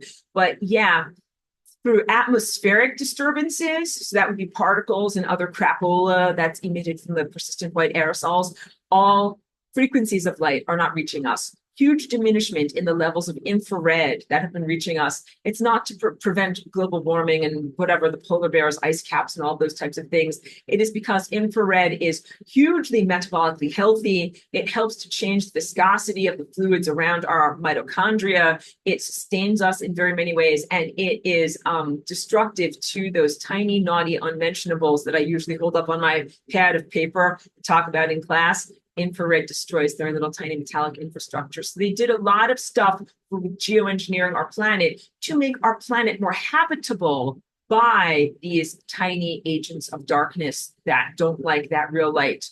So infrared has been blocked out. And then also a lot of the esoteric consciousness frequencies have been blocked out. So again, I told you about my experience down in San Diego. When I say down, I'm not just meaning in the South. I mean down, like the frequency of San Diego is very low. Why? Like everyone looks at it and they're like, it looks like a nice place. People are going to the beach and wearing bikinis. Like, what's wrong with that place? Like, if you go there, you will find out that it is so stuck with bad frequencies around it. Like, it is not a place where you can receive the full broadcast of intelligence and awareness. Just like you can only see three optical stars in the sky, you're not getting all the information from the entire star field in the sky. When you're in San Diego and places that are similar to that, think of that as your own virtual San Diego. You're not getting the entire buffet or array of light frequencies that are available to sustain your consciousness. And that's not just because of optical light pollution, it's because of a very intentional agenda to put up signal blasters that are like, the millimeter wave and various forms of Bluetooth and various forms of technological and telecommunications infrastructure. All of that stuff blocks out real light. So here are some things that can block out true light. Obstacles, opacity. Light does not travel through those things, but also things that either dilute the signal or distract you from the signal. And that's like, so let's say if you had music, one way to stop the music from reaching your ears is to put a barrier over your ears, earmuffs, can't hear. But another way to stop the music from reaching your ears is to play a bunch of worse music that's louder than the original music. So you cannot even hear the music, even though that music is there. That is essentially what we are experiencing. We have not only a reduction in light codes that are reaching us, we also have a distraction from the truthful nature of the light codes that are available to us with things that would be considered false light. And I don't really make it a part of this curriculum, but we have to acknowledge it verbally that it's out there. False light, although it's an oxymoron, is in existence. It's non-informative information. So if I just stood up here and I said like, blop, blop, bleep, blop, bloop, you'd be like, Aurora, those are sounds that hit my ears, but they mean nothing. And that's because that is nonsense, not real information. And it takes a lot of very, very finely calibrated sounds coming from my mouth in order to actually convey information to you. And if someone else was really screaming loud, like blah, blah, geek, blah, bloop, you wouldn't be able to hear me at all. That's our world. That's our world. And the silly nonsense is not just abstractions, although there are abstractions that come from the sky that are a sun simulator that are not real light, but it's also things that are coming from earthly culture that are consciousness distractions and things that dilute us from the perception of light. So to make your shoulders go down and to make you feel terrible, this circumstance is unfathomable because what was supposed to happen was we're supposed to be surrounded by this beautiful array of light that is brilliance from the sun and from the stars, and that these are our real teachers. And the way that this system was designed, it was like, yeah, like we're just going to put these, consciousnesses on this planet, and you're going to be surrounded by light, and you're going to have these amazing, imagine the most amazing, intelligent, loving professors out there, and they're going to just shower you with your own personal curriculum all the time, and you're going to grow and ascend and become more wise. Like, right? Like, how could you not? And in this world, it's because technology has been utilized to go to great lengths to block out those teachers. So you cannot hear what they are saying. And it makes it very, very difficult to be a student of reality here. You have to try so hard to be able to listen to what the teacher is saying. So it was revolutionary for me when I got out of San Diego and I returned to Ojai, because there's some consciousness pollution here and reduction of signal, but it's so much better than it was in the city in San Diego. So that's why when I came here, I was able to just sit, look up at the sky, look up at the stars, and get that information from these great teachers. Yes, Cheeky is here. Let's wait. I'll get to the rest of your questions, but first let's celebrate Cheeky. Cheeky, come over here. We need some hugs. Come right over here. Good job. Good job. We'll hug Cheeky. To a 5-second Cheeky hugging break. Good girl. And want you to know all the students love you. Everybody on the internet loves you. And we did a good walk at the park today, but we'll do more walks very soon. Okay? Good job. And you'll get bribes. Good job. Okay, so let me get to the rest of the questions. The rest of the questions say, thank you, Mary, for being here. Good. Joyce says, love and gratitude, Professor. Thank you. Are you posting this on YouTube? I need to rewatch. So much hugs. So much new information today. Hugs, Cheeky. Cheeky receives your hugs with gratitude. Thank you for loving and celebrating her, guys. And yes, this will be archived on YouTube. Again, I feel like there are no other teachers, like much like the basic concept of the flying rainbow lasagna. This information and this light came to me from the sun and the stars. And I'm not proprietary about it. If I was proprietary, I'd be like this. Oh, I just got this secret information. I better take it and use it to try to dominate other people and keep it a secret, not tell anyone else about it, but just become, super in my own mind. I'm like, no. As soon as this information flowed to me and this light flowed to me, I'm like, gotta send out this light to other people. But then I had to figure out how to articulate it and how will it be received. So my journey of the past, several years has been figuring out how to create these animations and whiteboards, how to create a vocabulary that will work, and how to articulate this to people, and then to find the people who are motivated and prepared to receive it. So initially, I only shared it as like an advanced teaching to advanced students that have already been with me for several years. But I've really noticed, and you guys can applaud yourself for the caliber of interactions and the questions that come to me on my YouTube channel. I'm like, these guys are ready. Like, it's not going to be so crushingly complex that people are just like, that's it. Like, I can't get it. Like, if someone tried to, whatever, give you trigonometry in third grade and you're just be like, I'm scared, run away. I hate this. I don't want to alienate you by what's going on. So yeah, I'm very, very pleased to say that I assessed this year that everyone is ready for this. And also, it's my total cosmic job joy to literally be a conduit of light. I get information, I get groceries, I cook the food, I make the guacamole, and then I give it to you guys. And so I'm so pleased to do that. So this will be the first time that I'm making this archive available on YouTube. So you don't have to be a totally formally enrolled person to be able to access it, but I do encourage people to enroll so that way you can have all of the whiteboards, which are not on YouTube, and you can get the full experience of what it is, to be a student and to be in the class. Aurelia says, I was well prepared for this for many years. Grateful. You're so welcome. And I could tell Aurelia's been doing the heavy lifting. She's been doing the workouts. She's got the foundation muscles and she's ready to do the heavy lifts, like lifting 500 pounds. Like, I don't want anybody to hurt their back. I don't want you to pull a muscle so that you're out of the game. I want you to do this at the right way. So that's why I've been preparing and also preparing my voice so that way I can articulate effectively, and also waiting for other people to be metabolically prepared to receive this. I will tell you, as much as it is heavy lifting for you to try to embody these concepts, it is heavy lifting for me to try to articulate them. If you see me laboring at my choice of words, going through my notes a lot and trying to figure out how I'm going to, express these things, it's because it is a huge challenge to me. I really got like a big assignment from the sun and the stars that I'm like, all right, like initially I didn't even think I could do it. I was like, I do not even know. I was like, yes, I don't even know how to do this, but I love a challenge. And so I rise to the challenge. So over the first couple of times that I taught this class, the feedback of the students, the participants, helped me to fine tune my presentation so I could learn how to make this light available to you and how to make it so that it is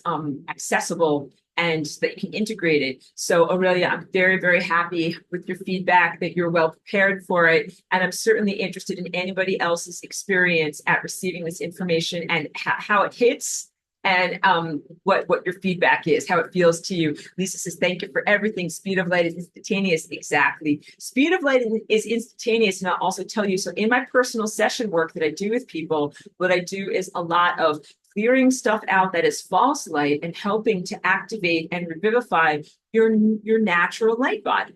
And your light body is, of course, these abstract, ephemeral, non-physical forms, but it also is parts of your physical body. Here's the parts of your physical body that are equate to your light body. Your DNA, that read my notes. I write it about it and describe it as a direct conduit to the world of light. Your DNA is one of the most abstract, ephemeral aspects of yourself, and it is literally information, intelligence, data. But it's not just how it is in the string of codons, it's also in its behavior, in its polygonal forms, in how it receives information, does a thing, and then sends out information. And when you receive light, it is transmitted as biophotons instantaneously through your body. So of course, like your retinas and your optic nerve and your pineal gland, those are also part of your physical light body. Your mitochondria totally part of your physical light body. And your integument, your fascia, and the tendons that hold everything together, this is also openly acknowledged as light body presence, especially by like Dr. Klinghardt and some of these German doctors. In the United States, like they're not that open to being able to recognize biophotons. But a lot of these researchers and practitioners from Germany and from Europe are able to recognize and validate biophotons are non-optical light that is being transmitted through your physical presence through these different pathways that is instantaneous. So if you get a bee sting on your shoulder, your whole entire body knows about it instantaneously so that you can mount a defense and a histamine reaction so that you don't die. And that's due to light that is biophotons that is traveling through you. So the concept of biophotons and activating your light body in your metabolic somatic body here is a journey, a step on the journey towards becoming a pure light being. Spoiler alert, you will become the sun. You will become a pure light being. You will become an impulse on the network of the light that is bounced around from stars to stars. And what this class is, curated journey that you can be on with your mind to take you through these different transformative steps to be able to go from being a materialist who's not at light speed, who's watching light whiz past you on the highway, to being a light being that is standing in the middle of the highway of light with that light going into you. And then also I told you, like, you have three options. You can stand there and do nothing, or you can get lifted up and carried by the light, or you can start running at light speed with the light. You want option number 3. That's really the final option. So this is a wonderful, transformative personal training process that you're going through here. So thank you for taking this class to be able to make it possible for you to get up to light speed and beyond. Diane, you're so welcome. Thank you very much. Everybody loves you, Cheeky. And Elmer says, what is interesting about the patterns created by flowing paths of light? Does a photon die? If it does not die, what specifically do you mean by time gets imperiled? Photons do not die, but they do transform on their journey. Time would be imperiled by distortions of time and light that either doesn't flow to where it needs to go or flows inadequately to where it needs to go, or in information. The fabric of time, space, and information would be imperiled and would no longer have the integrity to stick together if light doesn't flow correctly, and that is through causality structures. So causality structures means this thing happens over here because this thing happened over here. Like the cupcakes come out of the oven because I made the batter and I put the cupcakes into the oven. But you can't just have cupcakes come out of the oven. There's no causality structure. So a lot of what we're experiencing with technological distortions of the time field and distortions of our experience, our perception, and our behavior as embodiment creatures has to do with distorting the causality factor of reality. And if you have enough distorted causality factor, you don't have cupcakes because they could never be made, because not only did nobody make the batter, nobody made the oven. Nobody turned on the oven. Nobody made this stuff happen. So photons do not die. In fact, I would say photons and light are an eternal, ephemeral presence. But what is interesting about their flowing patterns is that it's like music. There are correct patterns that should be conformed to, and there are incorrect patterns that do not lead to continued life. So we can't just have a bunch of random light. Like if a star is emitting a 360-degree sphere of light all around it that comes outward, but you're only receiving one small portion of that goes into your light, into your eye, and actually excites your neurology, it's very specific. So you should not actually receive a bunch of random information. That's not enlightenment. Enlightenment is not just being like, all light everywhere, blah. You'd be like, I'm incinerated because it's too much and it's not curated for you. It's really essential to get exactly the right light information at exactly the right moment, grow and internalize it, and then be ready for the next quotient of light. And when you do that, what happens is you become smarter and faster. Like when you eat too much food, you become fatter. This is not about getting fatter. I'm not fat shaming anyone. I love people of all sizes, but this is about getting brighter. When you accrete light and you eat light, What happens is you don't get fatter, you get brighter, you get more intelligent and more wise. And that is what this whole entire system is doing. Big picture questions and big picture answers. Why does the sun even exist? Snap. Like, why does the sun and the stars and all these things even exist? And why are they even busy sending out all this light? Why do I have to receive this light and then send it back and all these different fraught things to do? The answer is because this is how light grows. I have a whole teaching about this too, and it's kind of later in the class, but we'll say it right now. Light is motivated to go on these journeys and be on its path to get more light, to get more wisdom, more intelligence, more self-reflection. So the sun and the stars and light itself, everything is growing and evolving through this process. That is what makes it appropriate to do something that is a little bit risky. Because if you can make a universe that can then destroy itself or destroy light through the imperilment of its non-causality factors, like that's not good. You'd be like, wait, maybe we should all stay home. Maybe we shouldn't create any of these ballooning infrastructures of fabric of space-time if they can cause the destabilization of space-time itself. And I'm like, if you stayed home and you never went anywhere, you wouldn't ever grow. So very much that aphorism, nothing ventured, nothing gained, light and the fabric of reality make itself somewhat vulnerable by going on these journeys, but it is worth it in order to come home with the treasure of self-reflection and greater levels of wisdom and growth. It's a great question. Thank you, Elmer. Pedro says everything is overlapped. Then we are on a simulation running in God's mind while I digest all this new info. Love and light. Lasagna, you're very welcome. So yes, everything is overlapped. I wouldn't necessarily say simulation, even though maybe you're using that word differently, but because I'm so sensitive to the transhumanist agenda and the need to desensitize humans to the magnificence of the miracle that you're in. So I'd say you're not in a simulation, which is what people think when they're like, life doesn't matter. This is just a bunch of stupid computer chips talking to me, throw everything out the window. I'm like, no, like we're actually in a divine miracle. You're a miracle and, everything matters and is important and profound. But the truth is that we are in a giant neurological structure that is running God's mind. All of these light impulses from the sun and the stars to you and to other organisms is the mind of God.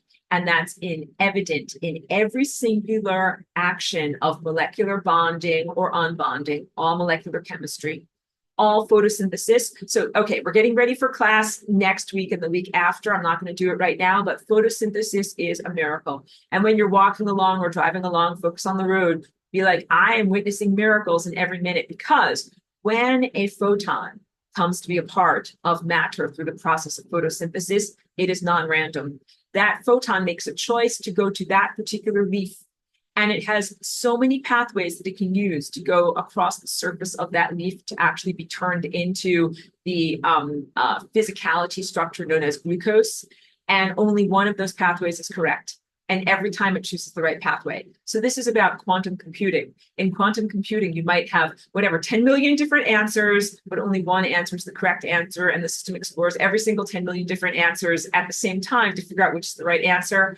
This leaf is a quantum computer, and it correctly explores the pathway that the photon needs to take to become embodied as glucose. And it does so correctly every time. It has a 100% success rate. It's faster and more accurate and more reliable than any of the artificially created supercomputers that humanities have available to you on Earth's surface at this moment. Mind blown. And this is in regular, like every day you're walking along, you're stepping on some grass or some dandelions on the sidewalk. Miracles are happening on those little tiny leaves that you're like just unconsciously crushing and or whatever. People are like, stupid grass, like, mowing the grass or whatever, stupid weeds. And you're like, no, miracles. Miracles are happening across the surface of those leaves that are calculatively ingenious and more powerful than our greatest levels of computation that's available to you right now. Amazing stuff. Yes. And look, that was just glossing over. I blew your mind even extra. We're going to get more into that. Okay. So Joyce says, please explain how to access the whiteboards. No problem. If you do not already have them, simply email me as a reminder and I will send them out to you. They're available on Vimeo and they're called a showcase or a playlist over there. It is password protected, but if you have issues logging in, just email me and I'll send you the back door so that way you can get in properly. So yeah, I want to make sure I have light. And I want to send this light out to everyone who wants to receive this light. So don't let your money or materialism hold you back. And also, I love it when people sustain my work. So thank you to everybody who is a contributing, formerly enrolled student. Thank you, thank you, thank you. So Caroline says, send Aurora a message and she'll send them to you. Good job. You already answered. Beautiful. And Aurelia says, it feels like my spirit is jumping for joy. Hooray! Like high five, spirit high five. I'm so pleased for that. I love that feedback so much. And now I really mean it, everyone. Everybody now needs to like rest, hydrate. You just did a giant workout. Good job. Coach Aurora says, good job. And now you need to just let your brain rest for a little bit and let this stuff percolate through. And if you ever have insomnia or you like to like sit in the bathtub and just ponder or sit in a hammock and just think about things, just think about the profundity of light. Focus on the sense of like, the singularity. There's singularity at the center of every single particle and every single photon and inside of me and inside of every planet, inside of every star. Think about that.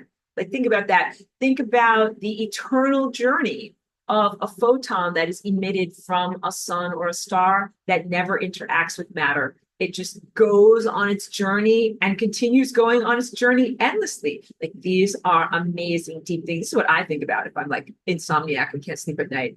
Think about these things, all right? And then let your muscles rest. And then do your homework and then return next week. And I'm very, very happy and excited. And you guys, you uplift me a lot. So thank you for all the beautiful questions, for being willing to come here and do some heavy lifting, and for all of your positive feedback to me. And also, Cheeky's gone back to bed. But all of your love of Cheeky, too, because Cheeky's a very important love rapport for all of us, sending out strings and receiving our strings together. Thank you, everyone. Positive, peaceful blessings. Thank you. I love you. And I'm very, very pleased that you're in this class. Thank you, everyone.